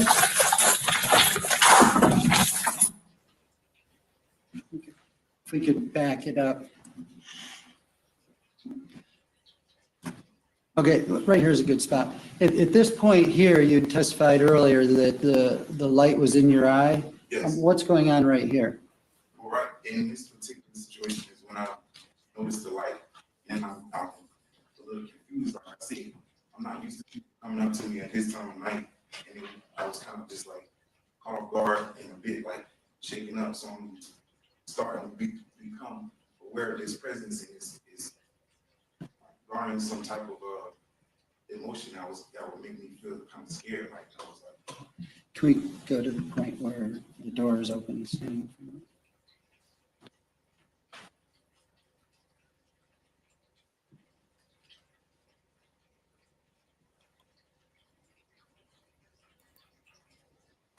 Okay, at this point right here, explain, I guess, where you are in relation to Mr. Rayner, because obviously we can't see him. okay, well, just imagine like the hood of the car and the door, and the driver's seat.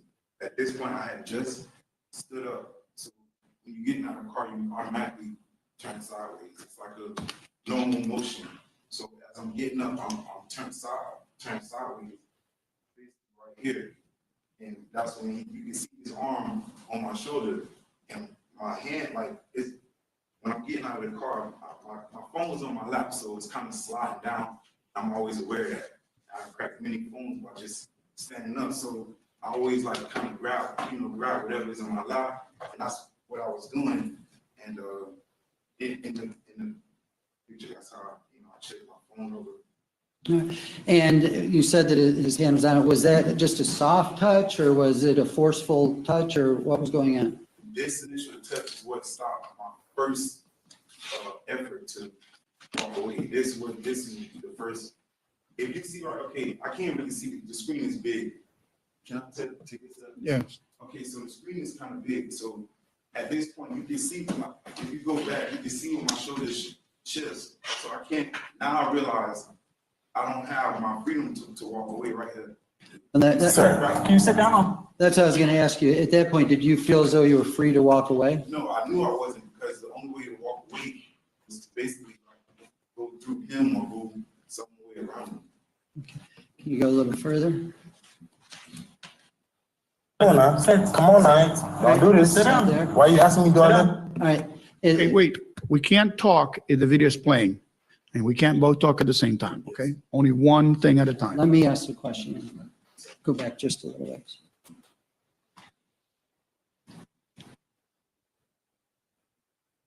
Okay, right there. All right. And if you were unable to, in your mind, leave when there was one hand on your shoulder, how did you feel when the second hand was placed on your other shoulder? It furthered my fear of what might take place between me and the individual at the time. If you look, that he's holding my shoulder, like pushing me, basically pushing me, and then he shifted me back towards the way, which would kind of, if I took the seat, I would sit directly on the driver's seat. So that's kind of what's taking place in this, Move forward. in this ring. Do I live here? Do you live here? Yes or no? What's going on though? Radios. Nah, back up. Okay. So now at that point, you hear him radio. You go to his radio, takes his left arm off you, and that's when you bring up your left forearm. And why at that point did you make a more concerted effort to leave? Because for various amount of reasons, I hadn't had any answers to any of my questions.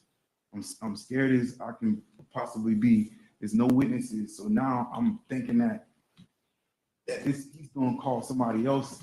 I don't know. I didn't do anything. I wasn't, breaking the laws. I had just been sitting there minding my business. So now it seemed like there's about to be more people to come assist him with whatever he's finna do to me, and I don't know what's going on. Nobody has answer any of my questions. I'm 10 feet away from going into my apartment. I don't know what's going on. So that was my effort to be like, okay, now I have to become a little more assertive in my effort to walk away. And that's when I held my forearm out. It just kind of try to make more space. All right, go up till it gets dark, so you can't see. Stop. There's good. Okay, now at this point, you really can't see what's going on from the video, right? How close were you and Jason Rayner at that point? We was just about chest to chest because he was pulling me towards him, and like we was kind of shifting and like kind of spinning around. It was basically if you grab somebody and you have a lot of grip on them and you kind of shifting around, the space is so small, like there's nowhere really for us to go. So we just about chest to chest. Right. Did you continue to try to get away from him? I was pulling away as I'm like trying to, I'm not in like I'm not trying to get any closer. I'm pulling away the whole time. I'm trying to like pull away, but he got me by both hands just about, and that's how I'm like so close to him. Yeah, that was going to ask, did he still have you with both of his hands? Yeah, at some point, but then and then at some point, were you able to get away from his right hand? Yes, I was. And how did that happen? Well, he like either lost, I'm not sure if he lost grip or just moved his hand, but when his hand did move, so like imagine this is my shoulder and like it's a pulling motion. So when his hand did move, he started to like make movements towards his waistband, and I was starting to look and try to like. Let's go back a little. As you were trying to walk away just before it gets dark, where did he have a hold of you? On my shoulder and my arm. And when you say shoulder, is that what you're talking about? Yeah, but now at this point, his hand is on my shoulder, but his grip is on my shirt at the shoulder portion of my shirt. That's what I'm. Was he pulling on your shirt? Yes. Now in this frame, if I would have been able to walk away, it would have been like a motion like this. Like I can't really do it because I got a suit on, but it would have been more of a yoking type of motion. It would have been more, my head would have like been taken back by that motion. Now, when we get forward again where it's dark, once he was released, when his right arm let go of you, what maneuver or what motion did you make at that point to try to get away? So his right arm came off me, but this is my shoulder. So if you reverse this position, it would it would be like this. So when he dropped his right arm, I kind of like tried to make an effort to duck under it, because if I could have got his right arm to go over my head, I would have been able to put him behind me, and then I would have created like that space of freedom to get away from him or whatever was going on. And then did you notice anything when you ducked down to go under his arm? Right. When I ducked down, he kind of like shimmied his elbow and was making a reaching motion towards his waistband. And that's, at that point, I was like, something, this is not gonna go right for me. And I started like basically, like, there was a deep sense of fear that my most, the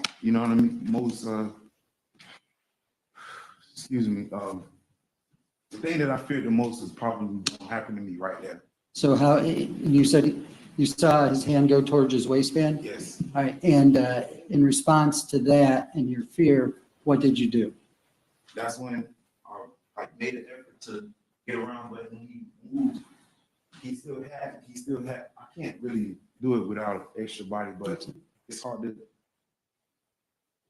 So his arm is on me, right? And I'm trying to get under, imagine this arm is on me, I'm trying to get under it. But his elbow goes like this, so I can't. But when I'm doing it, his right arm is making that motion. When he makes that motion, that's when I drew my firearm and I couldn't get under his arm, and I kind of ducked. When I ducked and I fired, the gun went off right at my ear, and that's when he was in like a moving type of motion, and he fell backwards, and I stumbled back because he lost his grip on my shoulder. All right, and then keep going. Stop. Stop, man.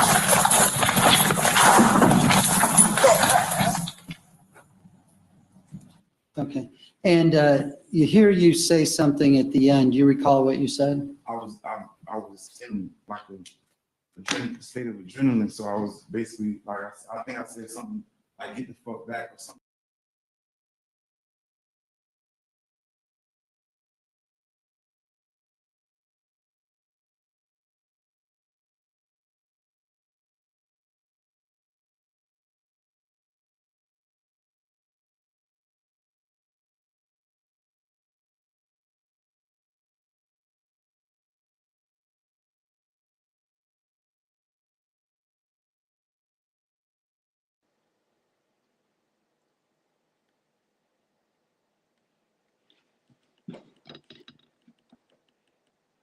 Hey, are y'all there? I'm sorry, I was just running my mouth. My mic wasn't even on. But what I what I was Good, that's saying was okay. that what you just witnessed was our brothers in his own words what happened to him that night. And I say for myself that sounds more like fear than premeditation. Yeah. So I said before, if it wasn't premeditated, then we should be dropping tens in the Othal Wallace Legal Defense Fund. $10. And sis, if I can say this real quick, can you hear me? Yes. And even aside from the fear, that sounded like a brother who wanted to live. Yes. Yes. Because of the way he was approaching everything, and I'm sure a little bit of fear did kick in, okay, granted. But that sounded like somebody that wanted to live. So many of our people have been, accosted by these cops and stuff. And it's like the first thing they do is like just freeze up and they just take what's been given, whether it be deleted or crippled or whatever the case is. And our brother wanted to live. Yeah. Now we have several people. Seem like we have some human rights officers in the chat. Some people who believe that we have a right to self-determination. So Leonard Peel and Devin West. I have this article ready for you all. And I thank you for tuning in to News, Facts, and Comments Sunday Rap Session. But call your attention to the screen. Police killings of Black Americans amount to crimes against humanity. International inquiry finds. So here's the thing. We're talking about the destruction of the Black family. So if the police are killing Black Americans, what's happening to that family? In most cases, that family is destroyed. In most cases, that family is destroyed. Because that loved one was usually the breadwinner, the provider when it comes to our Black males, and they are killing Black males in a disproportionate rate, is at an astronomical rate. Right? Absolutely. They're arresting Black males at an astronomical rate, and they're supposed to be the providers for the Black family. So that's in fact destroying the Black family. But it international inquiry. So that means people outside of this country is looking into the police killings of Black Americans. That's how bad it is. That's how bad it is. Yep. The systematic killing and maiming of unarmed African Americans by police amount to crimes against humanity that should be investigated and prosecuted under international law. An inquiry into the U.S. police brutality by leading human rights lawyers from around the globe has found. Why aren't we talking about this? This article is 2 years old. And why aren't we talking about this now, today? Perhaps if we had been talking about this, Othal Wallace would not even be being tried in their jurisdiction. Nope. That's the point of getting the human rights policy officers involved in this case. That's the whole point of understanding your right to this right to self-determination. A week after the former Minneapolis police officer Derek Chauvin was convicted of murder in the George Floyd death, the unabated epidemic of police killings of Black men and women in the U.S. has now attracted scorching international attention. But where is the attention now? Because Ozone is still breathing, sis. That's why it's not getting the recognition, because he's still here with us, which is, to me, it doesn't make sense. Isn't that ass backwards? It is, definitely. Sis, do me a favor and put up that ledger, please. The Othal.org, please. There we go. Did it switch? Yeah. There we go. There we go. Beautiful. All right, Sister Didi, I see you came through with you times 10 to $10 with $102.53, $102.53 donation. Bless your heart, sister. All praises to the Most High. Yeah, and I'm not done. You know, I know O's 30 for no 30 is coming up. So, but if the people who have not donated in the chat, the ones who have not, if y'all can, please just $10, $5 if you will, whatever you can, please, because again, this is a much needed and worthy cause. We trying to bring our brother home. He's been tucked away for almost 3 years. It'll be 3 years come June 3rd. And he's been just, locked away from his children, first and foremost, his mother, his family, his loved one, his supporters. So I know one thing, if O was not locked up and someone else was dealing with this, Ozone, he would have boots on the ground. He would be out there, protesting peacefully, bringing awareness to this. I know our brother, and Sister Cody, you can vouch for that too, unconditionally. Ozone will be out here, man. He was for the people. He loved his people. Yes, yes, ma'am. That's yes, ma'am, for sure. You're dead on with that. I can definitely attest to that. So as we're approaching 2 hours, my sister, I want to thank you so much for being dedicated to the cause and showing up for this very important conversation about the destruction of the Black family and how the criminal justice system in America is helping to destroy the Black family, starting with the cops, we're going all the way down to the judge, or going all the way up to the judge. However you want to see it, they're all in cahoots together. And if we don't support one another in these instances, make a sacrifice for someone that you don't know. Don't expect someone to be there for you or your loved ones when something happens to you, because you can't live your life saying it's not going to happen to me. Oh, well, that's not my concern because I didn't even know the young brother, because it could be you or someone you know real soon. And if we don't start taking care of each other, I see lots of people in the chat talking about we must unite. Well, why are we not uniting right now? Yeah. I mean, for as many people, and I do appreciate you all listening to the sound of my voice. If you cannot donate, please share the video with someone you know who can donate. That's the whole point. If you want to see this young man united with his family and don't see this and don't want to see his family destroyed by him being locked up in prison for 30 years, then you'll go ahead and donate and share the video with someone else who can donate. That's the whole point. That's how you unite. You unite behind one cause, and you just keep building and building and building. Before you know, you have a nation that's taking care of one another in every aspect of life. But we can start here. This is a just cause. Yes. This is a just cause. Yes. And this brother is making history. Be a part of that history. Be a part of that history. Do something where you can say, well, that was this young man who went up against the police, and unfortunately the police had to die because it was his life, it was a cop's life or his life, and he chose his life, and we helped get his appeal through a new trial, and the man is sent home to his family sooner than later, as in 30 years. Brother Mage, I see you back in the building. You want to come in and give us some remarks? You've been missing in action, brother. I've been right there, been listening. I'm cooking in between all this, That's what I was doing. All right. Yo, multitasking. Okay, I see.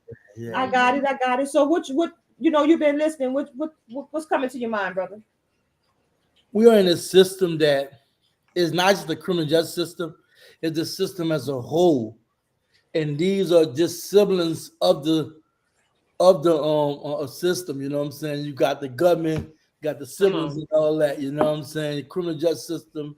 I mean, you got Congress. You got the educational department, defense. You got everything, and the machines support a certain ideology, perspective.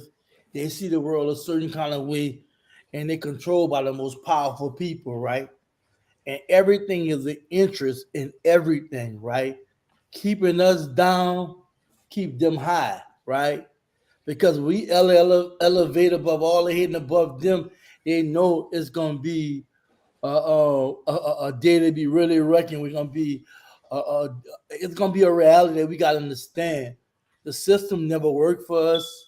There's so much about what we don't know that we should know.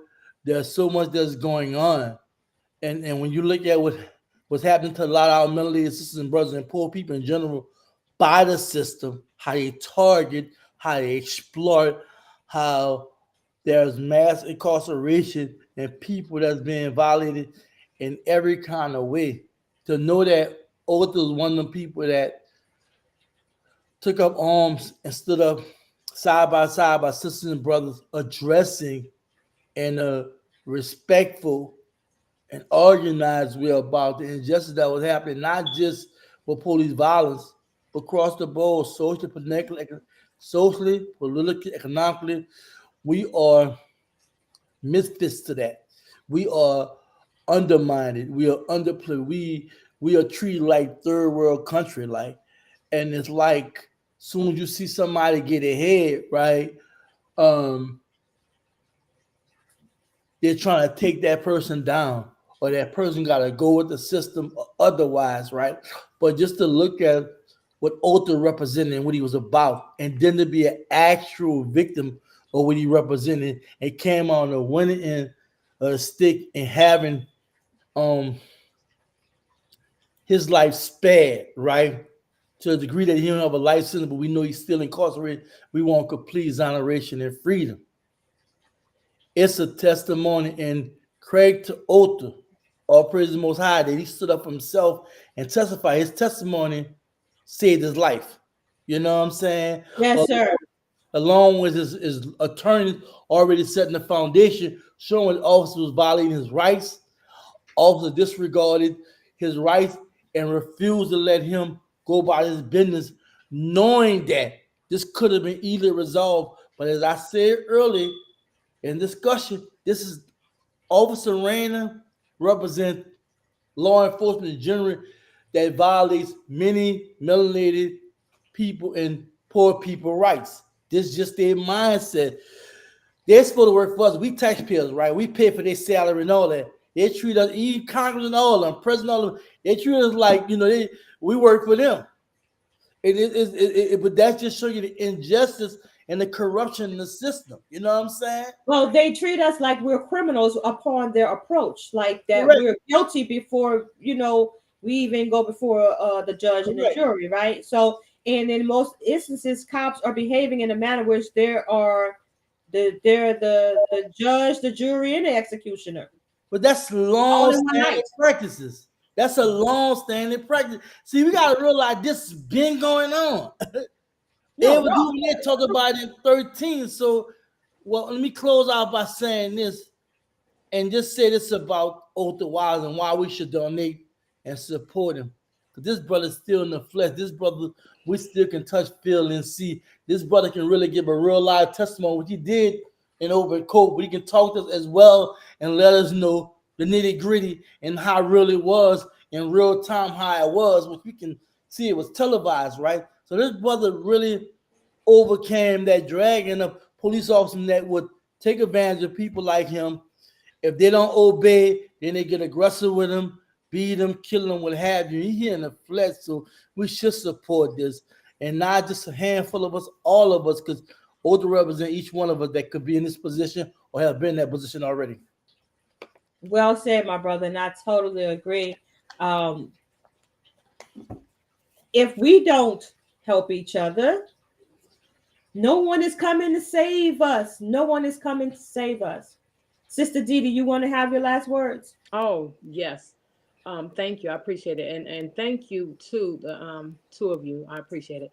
Yeah, I have to say this. In order for us to save us, we have to save us. Sister Cody, you had said something earlier before Major got on this last time. And it's something you had said. Oh, about this, we know how the policing is out here, the government and so on and so forth. And I'm pretty much paraphrasing, but I'm gonna tell you something.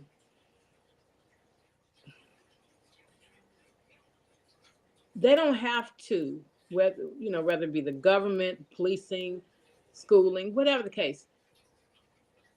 People only treat you how you allow them to treat you. I had to learn that far, further in life. Sometimes we want to be treated the same, or we want to, believe that there is a hope of equality and so on and so forth. No. We are destroying ourselves by a lack of coming together, even for something simple like this. And now brother Major had mentioned something. I'm trying to remember, you guys. I'm sorry. It was something Brother Major just said. I was kind of moving back and forth. My apologies, but it's more than just the criminal system. It's the whole system that was designed to, it appears, to keep us in a stagnant, low level position. Right, and that's what Brother Major was saying. Thank you, Sister Cody, for refreshing my memory. He had mentioned this last time. How the system, they're trying to destroy us and so on and so forth. And you know what? I agree with that. But most importantly, they don't want us here. They don't want us here. I mean, come on. At this point, we have to come to the realization that forget about, they're doing this and they're doing that to us. No reparations, but you got all these damn illegal aliens, illegal migrants, and so on and so forth. They're getting, I'm talking about money. Have y'all been doing research on this? Yes. They're getting paid. Non-citizens, they're getting all of the money. They're getting little food stamps. They're getting scooters and cars and houses and so on and so forth.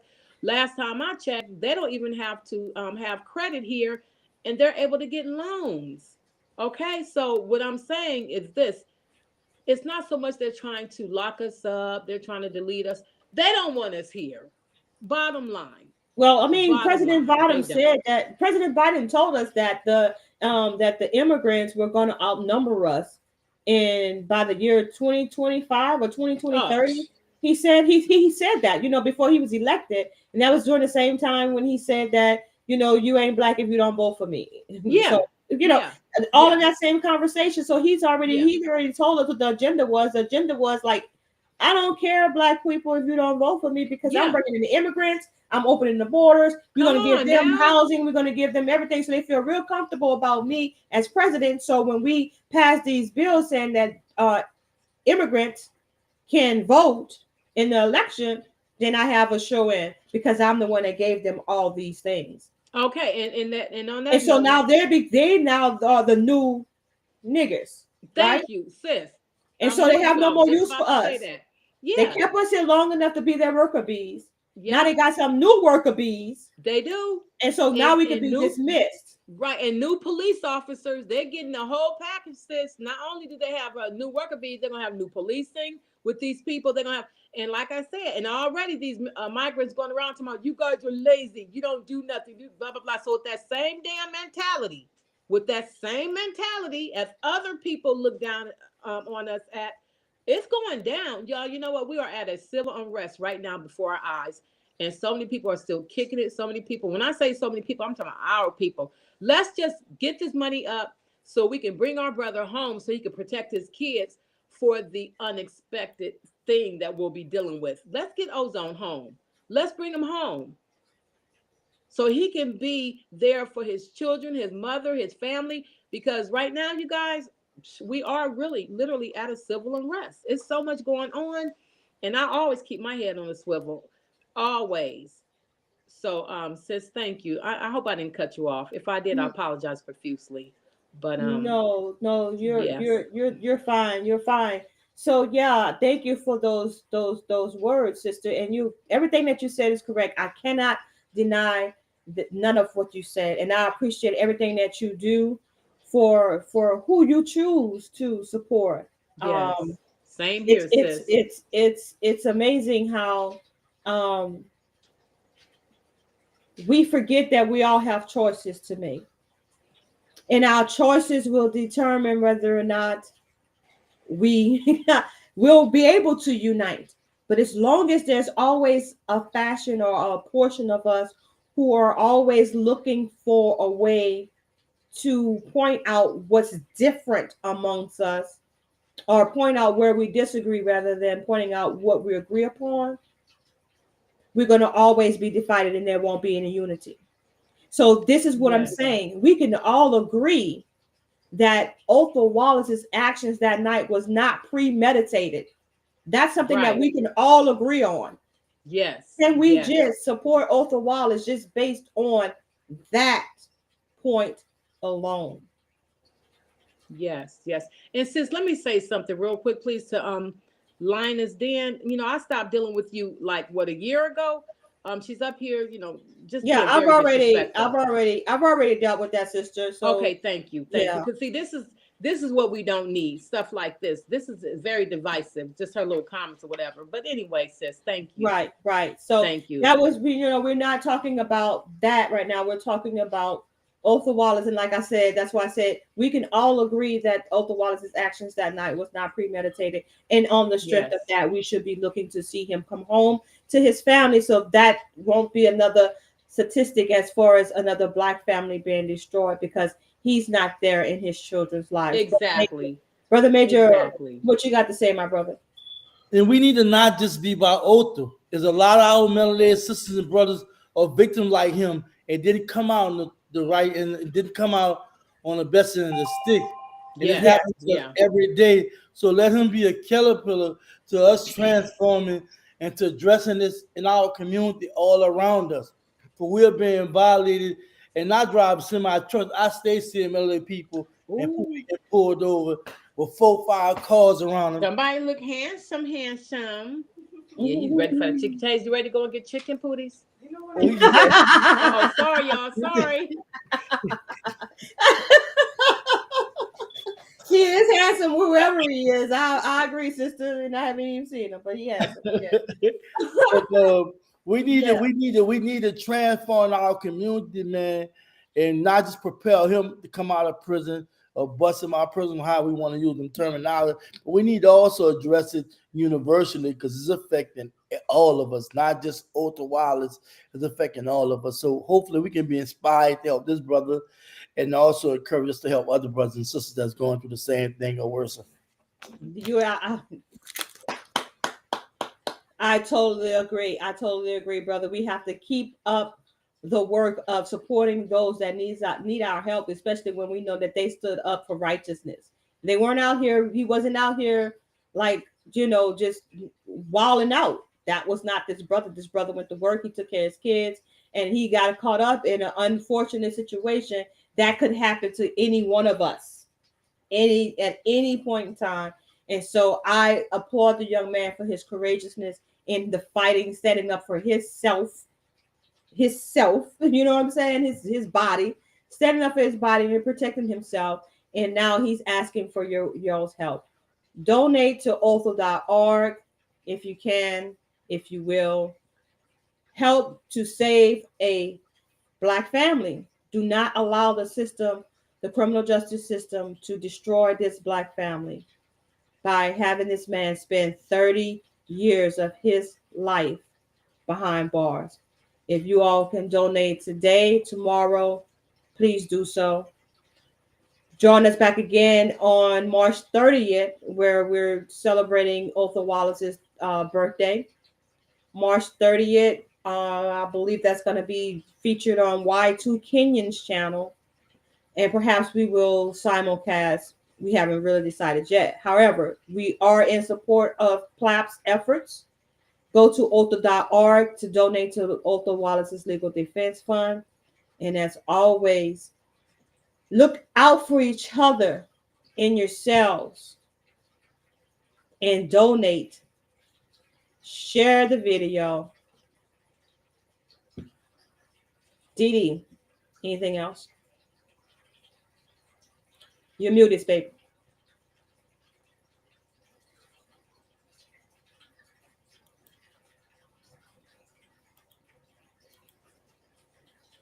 Hello? Got it? Yeah, you got it. Okay. I can hear you now. Yeah, I can hear you now. Perfect. Yeah, my apologies. Yeah, I'm gonna have to get going because my thing is on 5%. So Brother Major. Brother Major, can you hear me? Yes, ma'am. Oh, because I know last time you matched us. Are you able to match again? Yeah, what y'all, what it is? I put 102. $102? Yeah. I don't think I'm mad at 102. I could throw something at it, though. I was trying to do it the whole time. No, it's okay because I know. Oh, no. Guess what? I'm gonna go on match. I'll go on match. Oh, yeah, you always come through. Right now, I'm about to match it right now. Yep, you guys, y'all always come through. So I love you guys, and for the ones who is about that business, taking care of our people, let's start with Ozone. And thank you, Major. You're right. There's so many other political prisoners out there, men and women, if you will. And right. I definitely agree. So again, thank you all so much. Now I can take my prince out to get his favorite. It's in the world, chicken. Okay. Okay. All right. He's been waiting. All yes, right. He's been waiting. Thank you so much, sister, for coming through, and we look forward to seeing you on the next time. Yes, right. Yes. Thank you. Remember, in Major TV, our brothers' words: peace, positive vibrations to you all. Thank you. Y'all have a good one. Okay. All right. Shalom, sis. All right. Shalom. Shalom. All right. That's what's up. That's what's up, brother. So I feel good about this discussion. You brought out some very valid points, my brother, in regards to knowing your rights. It's like I said in the beginning of the broadcast, it's very important that we know our rights so we don't keep inviting the criminal justice system into our lives. That's how we protect ourselves. That's how we protect our family. My brother, you working that out on that donation side? Man, don't worry what I'm doing. You just keep talking. Okay, man. I'm just trying to say if you want to say something else. Police on some. I just know you had something else on your mind that you want to tell the people. No, I think I'm gonna do it. What you want me to do? Like, okay, so you're doing it. I don't want to close out. I mean, I'm about to get off the air. It's done. Oh, praises to the Most High. That's what's up. That's what's up. Try, man. There we go. All praises to the Most High. My brother, as usual, I love chopping it up with you on these matters. And thank you so much for bringing it to our attention about the other POWs in the world out there that needs our support as well. It's not that hard to find. As a matter of fact, you could go on over to News, Facts, and Comments or Cody Speaks and choose one of them videos that there's a number of people that I've already highlighted that need help. All right. So with that being said, we love you all. Take care of yourself and each other. Until the next time, y'all know what it is. I love you all with the love of Yahuwah. And that's a wrap. Peace.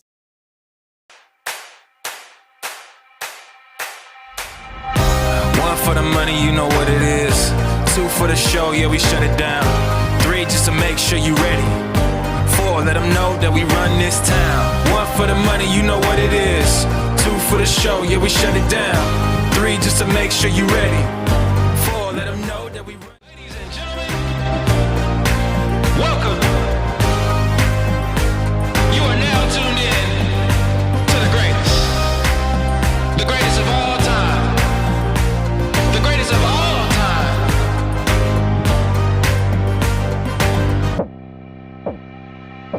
I'm gonna be better.